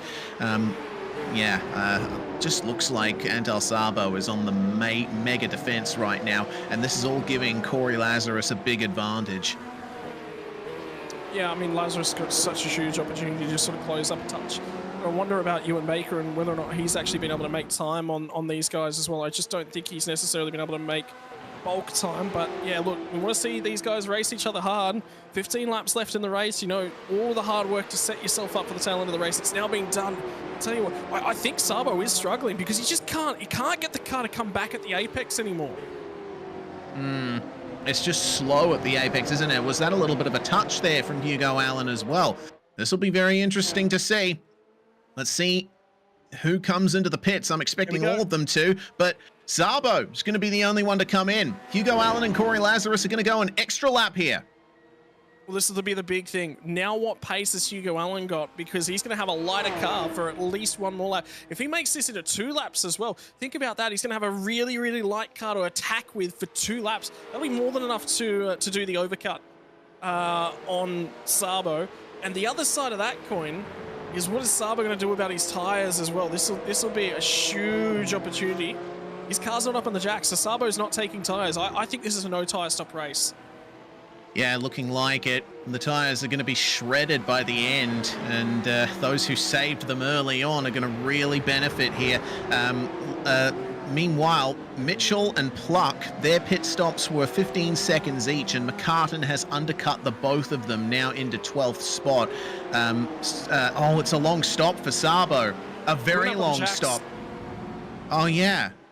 I think that was a bit of a late decision there from Sabo to get that done, but yeah, that has cost him a lot. Well, now the question is, will Allen and Lazarus take tyres, or will they try and preserve what may be a very big advantage for them?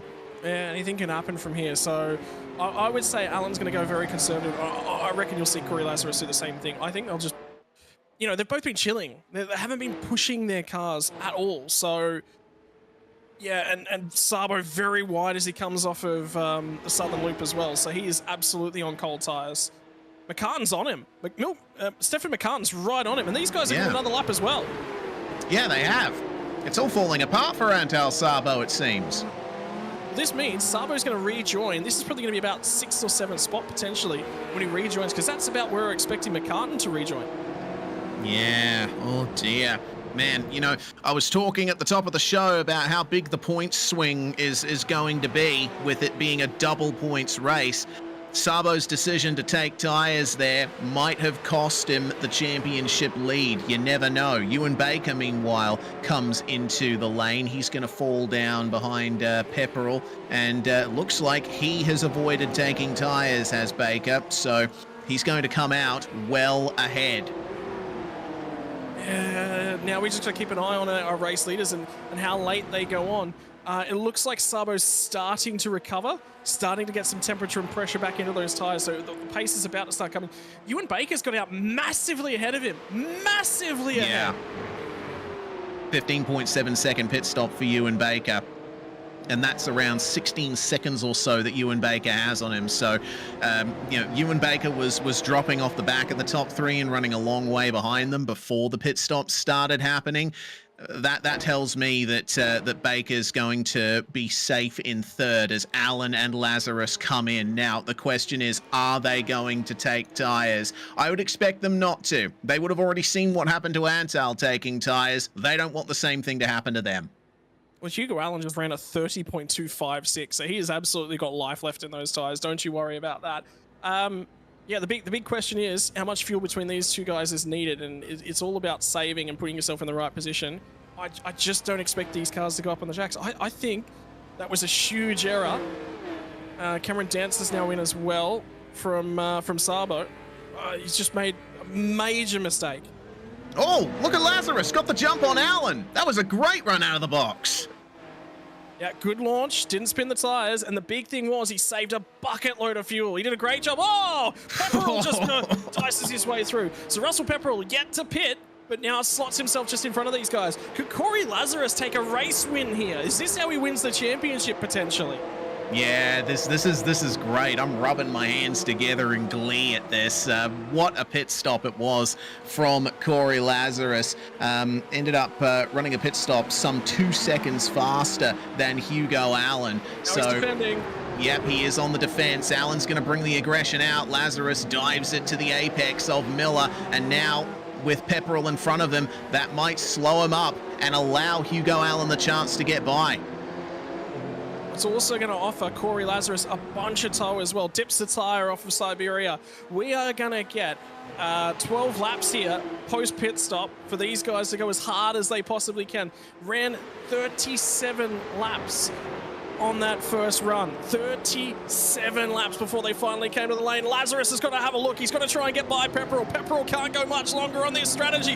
Might be feeding into the box, but for the moment, he's propping up our race leaders, or effective race leaders. Yeah, Pepperell's just about out of fuel. He had to cut to the inside. Couldn't get the drive off. He'll dive it into the lane. Everyone's now made their pit stop. That'll be it. The field will get cleansed. Lazarus has the race lead. But Hugo Allen says, no, I want another one. I'm not done. I've had enough pole positions. I've had enough playing second fiddle. I want to lead. And he's going to lead into turn one. Beautiful move, and Lazarus, I think, yielding. He knows that there's still quite a bit of this race left to run. He can mount an attack some other way. They come out, well, that's Corey Crossan behind them. Corey's currently running in 21st place, lap down car, not relevant to the battle. These top two, they are so far ahead of Ewan Baker. That's an incredible gap.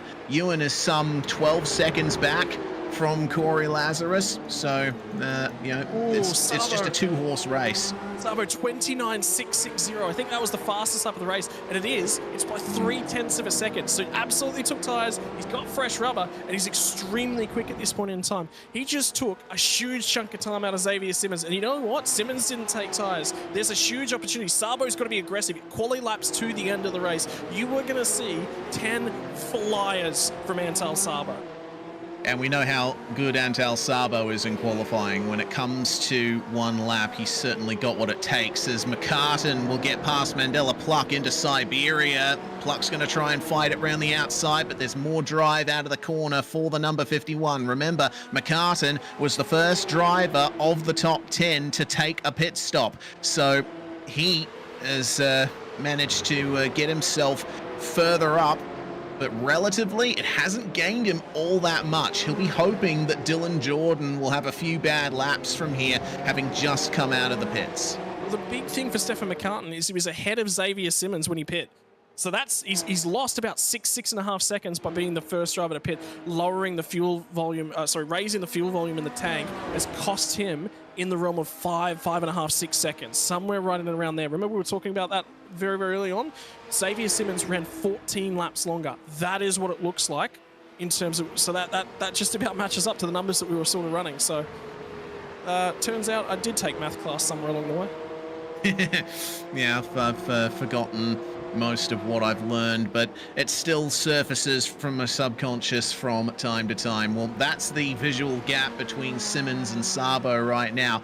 Simmons, of course, having just completed his first lap out of the pits, so the time that we saw on the board from him last time, a 34.3, not quite relevant to showing his overall race pace just out of the pits, but could be a podium for him if he can, if something happens to Ewan Baker. But I think he's going to be worrying a bit more about Sabo for the time being. Yeah, well, I think Sabo's taken about a second out of him since that pit stop for both of these guys, so that's how much the tyres are really helping. I'm going to expect Xavier Simmons' lap times to be into the 31s here, whereas Sabo's running down in the 30s, so that sort of gives you an understanding of what's going on between the two different cars, you know? Yeah, indeed. Tires versus no tires. Hugo Allen and Corey Lazarus at the front of the field are running very equal on pace right now. Lazarus not with any huge advantage over Allen for the time being. So there's still a lot more to come from that battle. They've just dispatched the lapped car of Brendan Partridge as well. Lap traffic is going to be a major factor here in the last 9 laps of the race. I think the big thing is Sabo was preparing for a race in the mid to high 20s, right up and around to 30 degrees Celsius potentially in terms of things. Or he was preparing for a race whereby we had a wet to dry race. He did actually have to do a tyre stop, but it was going to be a compound swap. Because if you have a look at that, and it didn't necessarily work out that way, but if we'd have gotten a warmer race, or would have gotten a wet to dry race, I think tyres, I don't think he would have had much choice. Because you have a look at our front runners, Hugo Allen's just ran a 30.078. His first lap out of the pits was the mid-30s as well. So those guys are certainly running higher lap times, and Sabo's definitely got performance. But I wonder whether or not he set himself up for that race. The race hasn't trickled out that way, and he's just forgotten to reset that. And remember, the biggest thing for all the guys that are sitting along at home and going, well, don't you have support? Don't you have these sorts of things to help out? No. From a sim racing perspective, you are crew chief, you are spotter, you are driver, you are engineer. All of those factors, all in one person. It does get the better of people. Yeah, certainly does. I mean, at the very highest levels of sim racing, like, you know, the eNASCAR, Coca-Cola iRacing Series, and the Porsche Tag Heuer Esports Super Cup, you do have that level of support behind you. You have these massive sim racing organizations funneling all of their efforts into race strategy, into telling the drivers what the best thing is to do. In something like this, a regional competition, you don't quite have that luxury. You have to be doing all of that work yourself from behind the wheel, and sometimes you can lose track of what's really important. You know, the biggest thing, Sims, you look at race car drivers in the real world, what can they see? Just what they can see out of their forward vision and out of their rear view mirrors. That's it. That's all they can see. Sim races, we've got telemetry, we've got tracking, we've got lap timer indicators, we've got a whole bunch of different things. So you can build a reasonable race picture to sort of help alleviate some of that. I'm a little bit penalised at the moment. I'm in a new place and I don't have the space to set up my simulator. Maybe this weekend I'll finally get to cut some laps for the first time in about 2 months.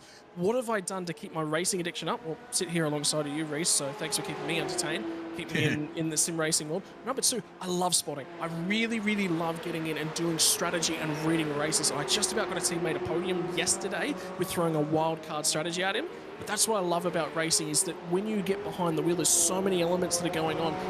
It takes more than one brain. You sort of jump into the race and you go, I expect this to be the best things. And then you've got to read this room. And Sabo's just missed the reading the room element today. Yeah, it's a rare error from Antal Sabo there, but he is going to be granted at least one more position here as he's in the slipstream behind Xavier Simmons. Will get back into the top 4 with an inside move at the start of the lap into Doohan Corner. A fearsome turn, this one. A bit of camber on the inside allows you to jet your way through on the way to turn 2, and with fresh tyres it becomes that little bit easier. So Antal Sabo will have dispatched Xavier Simmons there. His next target is Ewan Baker, but with only 6.5 laps left to run and something like 9 seconds to make up, I don't think Antal's going to get back on the podium unless Baker makes a mistake. Well, it's probably only going to take one mistake. He's capable, Antal Sabo, of maybe running a second a lap faster, 9/10 to a second. You run that out over the remainder of the race, you can get that margin down to about 2 seconds. That's the margin Ewan Baker's got to work with right now. And again, the other side of that coin is if Ewan Baker has an engineer sitting there, he can go, okay, this is what's happening. This is what you need to do. Just don't run it off the road. You've got yourself an extra half a second, or probably not half a second a lap. You've got about an extra 2 to 3 tenths of a second a lap that you can give up and you'll maintain 3rd spot. If he had an engineer, does he have an engineer? Is he aware of those different things? Some drivers have the ability to make themselves aware of those little bits and pieces. Some don't. And we're going to learn that about Ewan Baker right here. Yeah, we certainly are. Well, now we have the race of the season potentially for Ewan Baker there. He's missed out on getting a podium this season despite showing that he has the pace to compete for them. So this might finally be the chance that he's been looking for a fantastic race result. With 6 laps to go though, Corey Lazarus still trying to chase Hugo Allen for victory. It seems like Allen is the quicker of the two for the time being. Lazarus got that brief advantage with the quicker pit stop, led for a brief time, but now Allen is back out in front and running about 0.2 of a second faster than Lazarus. I think what happened between these two guys is they played a little bit of fuel chicken. And Lazarus has gone, right, I'm not going to be able to pass him on track. I'm going to put my car in front and I'll just see what he does. And if he also has to go for a fuel undercut because he thinks that I'm going to do it and we play a little bit of fuel chicken, I might end up on the right end of the strategy. I might have put in just enough more that I can go harder a lot earlier. I don't think that's happened. I think Hugo Allen has gone, yep, I don't want to fuel save in this back half of the race. I'm going to fill it up for the right amount that I need. I'm going to put him right on Lazarus's tail, and then Lazarus has had to fuel save. I think it could be tyres. There definitely could be, but just from watching the two cars, I think Lazarus is doing a fair bit of lifting. Yeah, seems like it. Speaking of drivers who have had just horrendous luck, I mean, we talked about Cameron Dance having poor luck this season. How about Rob Henry? I mean, we know from watching him in other series how quick he is, and it just hasn't worked out for him, be it, you know, slight mistakes or contact or what have you. Henry's currently running down in 23rd place, a long way behind after spending 3 minutes in the pits due to damage, and it's not where you expect a driver like Henry to be. He's got so much skill behind the wheel, so quick, and it just hasn't happened for him. Yeah, and you can sort of see a little bit of that on his face. He's still out there. The head hasn't dropped, though. He's still got the eyes up, you know, what lap times. And sometimes it becomes maybe just a logging laps kind of session. Maybe it does become, you know, a little bit of a testing session. What can I do? Am I going to tinker around with the brake bias? Am I just going to try and spend some time in some rare air? Am I going to go and watch the lap times that Allen are doing? This is a really, really long run in the car. You don't oftentimes get an extended long run like this in a Porsche Cup car.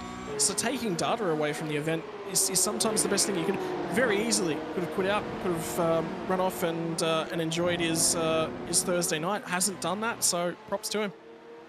Indeed. We're focusing on Stephen McCartan at the moment because he just had a lockup at Miller and lost 2 spots.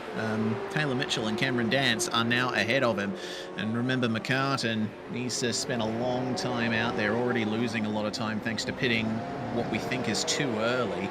And it looks like his tyres are really getting the better of him now. But at least he still has a lovely livery to show off. Remember, if you like what you're seeing, and you pick your driver with your favorite livery in the entire field, vote for them on the URL on the bottom right. Submit by midnight on Sunday, and you will have the chance to win a custom PC case from Playtech.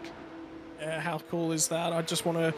I'm a big Porsche Cup fan, although I don't like this generation of car, but it does give us the option of going wet racing.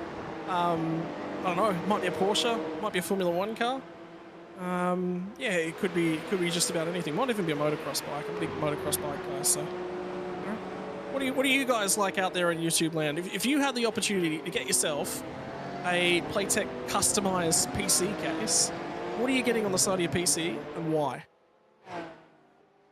Yeah, that is a good question indeed. I honestly don't know what I'd get.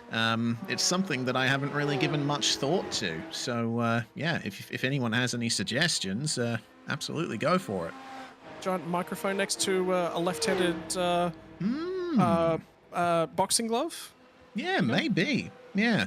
Combine that with maybe silhouette of the skyline of Perth. Yeah, I think that'd be a good PC case, and I'm sure that Playtech would be able to get that done for me. In any case, Ewan Baker is going to have a run here and get past a lapped car, still in 3rd place, and the gap is around 14 seconds now back to Antal Sabo.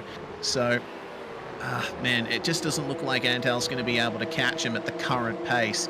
Only 3 laps to go for Hugo Allen and Corey Lazarus up at the front of the field. Ewan spent this whole race in no man's land. You know, he's just been all on his own since about lap 4, lap 5. He was able to stick with the top 3 early on, but yeah, just a bit too quick for everyone else behind. Yeah. I mean, the big key for Ewan's race that really set him apart was that he went with those top 4 whilst 5th on back squabble. So that was the big key. Has he been massively quicker than the leader drivers of that next pack behind? Oh yes, I think he has been quicker, but it's been tenths and little bits in it. So if he was stuck in the draft with those guys, they absolutely would have stayed with him. They fought, they squabbled, and you know, I can sit here and confidently say I am a very, very harsh critic of Ewan Baker. There is a lot that I see about him that I go, I don't really like the way he goes about his racing, but today is one of the better races for him. I think sometimes he finds himself getting ways to get it caught up in other people's battles. Today is a perfect example of what happens when you don't do that. And Ewan sits in this really, really interesting spot whereby there's so many guys at his skill level. There's a couple of guys that are ahead in terms of things, but Ewan's sort of at the top end of this, where the bulge sort of starts to happen, where the larger group of the sim races exists. And there's so many guys that are in and around him, and he's an aggressive driver that he comes unstuck a little bit more often. So as much as I am a big critic of him, I do like seeing Ewan do well, because it's these times that I go, Ewan, you know, maybe you need to think about, maybe you need to remember this race. I think you do a little bit better as a driver, and I really, really hope that he enjoys this one. Yeah, I certainly hope so too. For the time being, we'll see if Cameron Dance can keep Stefan McCartan behind him after having taken that position thanks to McCartan's mistake at the next proper corner that they're coming up to. Dance, I believe, still carrying a bit of damage, and yeah, he indeed is, from his earlier run-in with Rob Henry at the hairpin. So McCartan, despite not being as confident on entry, still able to keep the straight line speed up with that little bit of slipstream and a relatively undamaged front end of his car. It's all going to come down between these two for the last position in the top 10, and we're rapidly approaching the white flag. In fact, it's just been taken for Hugo Allen, who has stretched that lead out to Corey Lazarus to 2 seconds. I think this is just Lazarus just going, all right, make the points, no mistakes from here, park the bus. Again, couldn't go with Hugo. Hugo's just been supreme in terms of pace post-pit stop, but at the same time, Lazarus has just gone, okay, what do we need to do here? We don't need to be aggressive. We don't need to, you know, we've got a massive margin back to Ewan Baker. Let's bring this car nice and comfortably home in P2. No mistakes. Because remember, Hugo Allen led the race all up until the last lap. We made a big mistake back at Hockenheim last round out in that first race. Lost the race victory, you know, so I think he's doing a little bit of prevention on that. Yeah, and also to recover from finishing a lap down in race 2 at Hockenheim, thanks to internet issues. Once again, if you don't want that to happen to you, go for Chorus Hyperfibre, sponsor of this league. But a few corners to go for Hugo Allen. The MRP Sim Racing driver has put on an absolute masterclass here, and I think this has been a fantastic comeback for him after the previous round of the series, and he'll, combined with the issues for Antal Sabo, manage to get himself back into potentially the top 3 of the championship coming to the final round. Yeah, I don't think there is a better moment than coming over Lukey Heights on the run down at MG, leading on the final lap, and he's nice and comfortable like Hugo Allen. When you pull it up at MG, you know from that point on, it's just about, I've got to make a big mistake to finish off the podium. It's such a relief. You crest the hill, you pull the car up nice and accurate, you just go, yes, I've done it. That's the big one. That's it. That's all I've got to do back over the line. Ewan Baker, really, really happy with this result. And you know what? I reckon Lazarus has got it. I reckon he leaves here with the championship lead. That's going to spice things up. Hasn't been the quickest of those drivers throughout the series, but he's been there and thereabouts, hasn't won a race yet, but leads the championship. What a story that is heading into the final round. Yeah, what a story indeed. It's been a very interesting, intriguing NZ Esports Hyperfibre League so far. and we've got a lot more to come next week. For now, though, keep our eyes on the rest of the drivers as they come across the line. A lot of space between many drivers in the field right at the end. The only real close battles were between Pluck and Mitchell for 7th and Dance and McCartan for 9th. Also, Partridge and Crossan crossing the line very close together for 19th and 20th for the time being. Daniel Patterson, the last of the cars to cross the line. And then we'll be able to go through our results. Yeah, phenomenal race. Phenomenal endurance race, because everyone's just been out there. They've been participating. Very, very clean. And again, continues that massive standard. Hugo Allen, what a standout today. Quick, consistent on the strategy, didn't make an error right the way through. Corey Lazarus is going to finish just under 3 seconds behind him. Then it's 18 seconds back over 50 laps. Think about that, 18 seconds back, but was over a 50-lap race distance here tonight. Ewan Baker will pick up 3rd space. Antal Sabo was quick at the tail end of the race, really had a crack at trying to drive it back, but took tyres, probably didn't need to. Xavier Simmons is going to finish inside that 5th spot. Dylan Jordan from 10th spot on the grid finishes 6th, but how about Mandela Pluck? 16th to 7th, gained 9 spots in the race. Phenomenal drive from him. Taylor Mitchell ran a reasonably quiet race. Great job from him. Cameron Dance, again, damage to the 6th car, and the 51 of Stephen McCartan finishes out of 10th spot. James Jordan, meanwhile, losing 2 spots to finish in 11th place ahead of Russell Pepperell, who gained 2. Up 6 for Tyler Williams, meanwhile. The 240 crossing the line, a lucky 13th ahead of Dan Patrick and Sam Sproul. 10 spots gained for Dan Turner. It was a quiet race for him. Last car to finish on the lead lap was Daniel Patterson, and then rounding out the field, I mean, you got a feel for Hayden Kirk, our sole retirement, as well as Rob Henry, who spent a few minutes in the pits and finishes 2 laps down in a car that should have been in the top 10. Yeah, tough races for those guys, and the big thing I think for Hayden Kirk is that his day was done very, very early on, you know, only getting a couple laps in before off the track and bent steering. That always just puts an extra little bit of a sting in the table. Well, I can tell you, ladies and gents, we have got a chat with our 3rd place finisher from here tonight. Ewan Baker, 50 laps in a Porsche Cup car around the island. She's a challenging old affair. How bad were the tyres at the tail end of that one? Honestly, a lot better than you'd expect. I mean, they started to drop after a first half dozen laps, but otherwise they held on pretty nicely. Mate, fast and flowing nature around here. We were just talking, you sort of from, what, about lap 7, lap 8, you were sort of just a little bit off in the weeds and a little bit off on your own, but it gave you an opportunity to run a nice, quiet race, not get caught up in anyone else's battle packs. It just gave you a really, really good opportunity to just work on what you do best, just hitting those marks, lap time, lap time, lap time. Felt like a really good spot for you to run most of the night on. Yeah, exactly. Honestly, that was the plan coming in, and I couldn't have asked for it to go any better. Like, I know I've not got the raw pace for those top 3 guys. I mean, I've accepted that a long time ago. They're another level, but I know, like, my battles sort of like with Stephen McCartan and Xavier Simmons. So the goal was to sort of slot into that little gap in between them and manage that perfectly. So yeah, really, really couldn't ask for more tonight. Mate, how are you feeling after 50 laps? How's the face? Because 50 laps of endurance racing with VR on, a little bit hot and sweaty under the goggles? Yeah, hot, sweaty, itchy. Generally just tiring. It's very hard not to fidget once you get into lap 40, 41, 42. Meanwhile, I'm sweating with...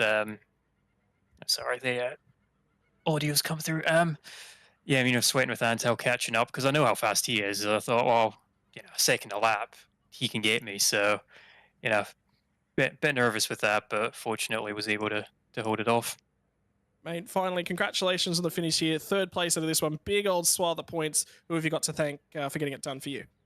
Massive shout out to the team Kiwi Sim Racing and our sponsors Speed Nation, InspireNet, and Scott Technology. Yeah, massive thanks to those guys for all the support, and yeah, it's awesome to have you on board.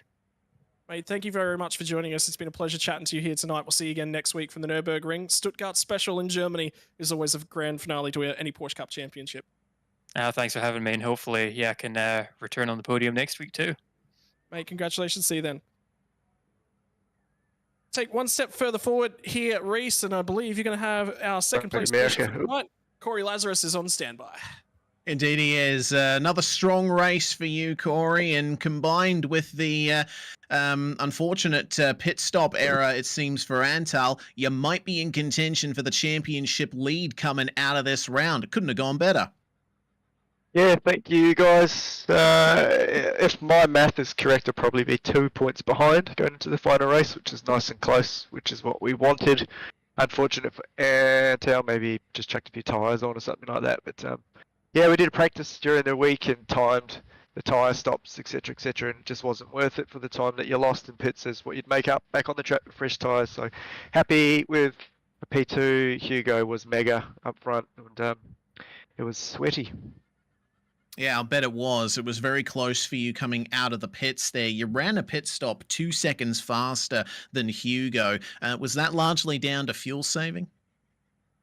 Probably. I was sitting back, backing off predominantly the whole race, saving some, and then on the old iRacing fuel setup, I went down to 0.2 of a lap to finish. So I thought, yeah, perhaps it's just a shorter fuel stop. But yeah, I don't know if I had too much for Hugo at the end. His pace with a light car is phenomenal. Well, we go to the Nürburgring Grand Prix circuit for the final round. Another one of those courses that has a lot more emphasis on traction on slow corners than Phillip Island. You'll be in contention for the championship coming into the final round. The pressure is obviously on, but I'm sure you're looking forward to it as much as we are. Yeah, absolutely. I absolutely love that track. I'm really looking forward to it. And I know Antel runs that when he does Nords all the time, so no doubt he's going to be exceptionally fast. Can't wait to get onto it. It's going to be lots of fun. Yeah, certainly is. Is there anyone you'd like to shout out before we let you go, Corey? Yeah, again, thanks to VRA for getting us here. Without them, I've got through so directly. All the Blackout OPR boys behind the scenes that help us during the week with testing. Very much appreciated. Simrigs, Blackout Electrical Solutions, Shunt's Bakery, and my wife for letting me spend the time I do on the sim. Thank you very much.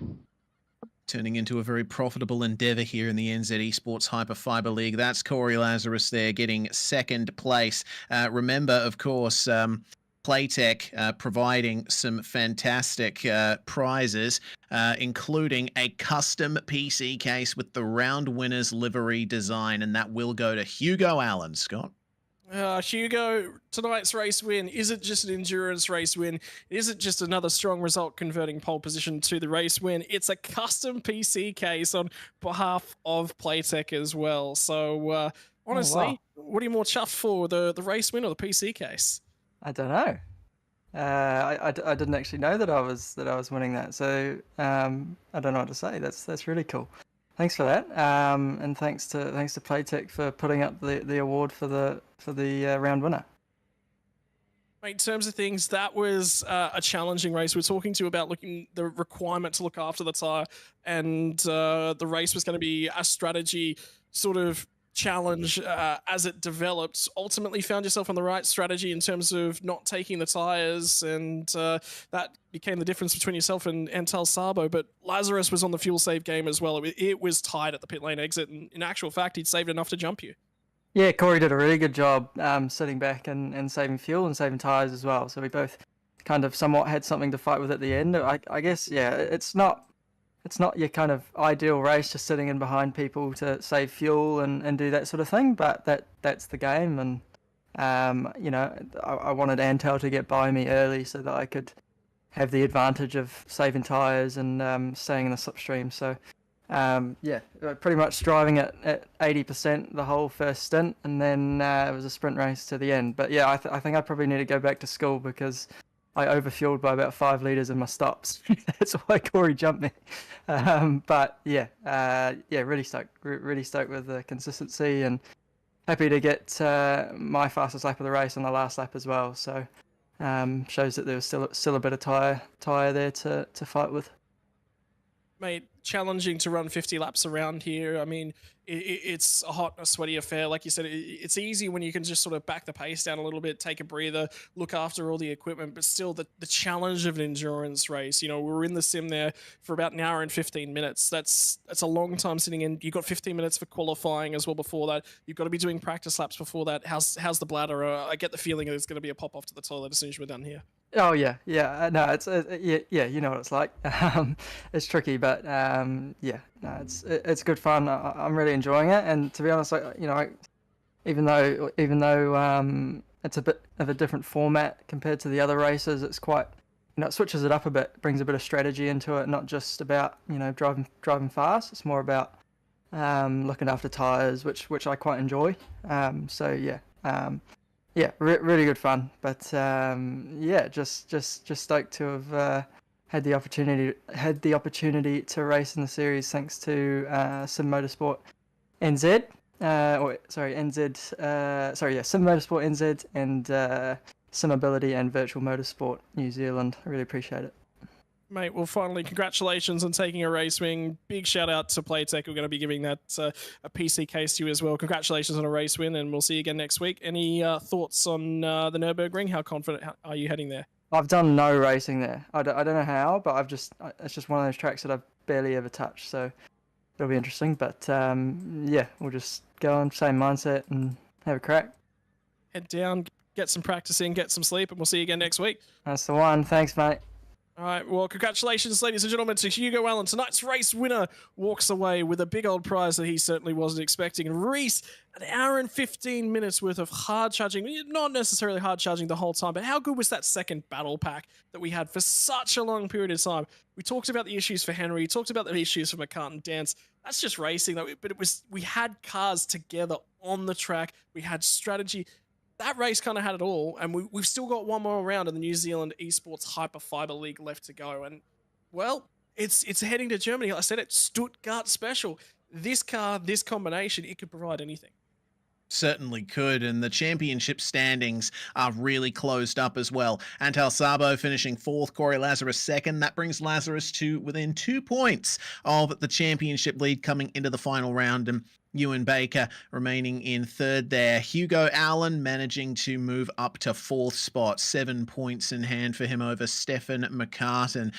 Wondering just how much these championship standings are going to jig up when we go to the Eiffel Mountains for the next round, for the final round of the NZ Esports Hyperfibre League. You'll be able to catch it on NZ Sim Racing TV on the relevant social platforms. Same time next week. It's going to be fun, and I can't wait for us to bring it to you all. Yeah, one more round. Who is going to walk away with the $1,600 first prize New Zealand dollars? Who is going to be left to clean up the pieces? We're going to be racing from the Nürburgring. It's the site of Porsche Cup racing in the 24-hour. It's the site of a whole bunch of history from one of the oldest circuits in terms of racing. Has all the different layouts, hosts Formula One racing. It hosts a whole bunch of racing right the year round. Who can move on there to Germany and claim the title? Join us next week as we go racing for the New Zealand Esports Hyperfibre League. I've been Scott Rankin. He's been Reese Gardner. We'll see you all next week when we decide our champion.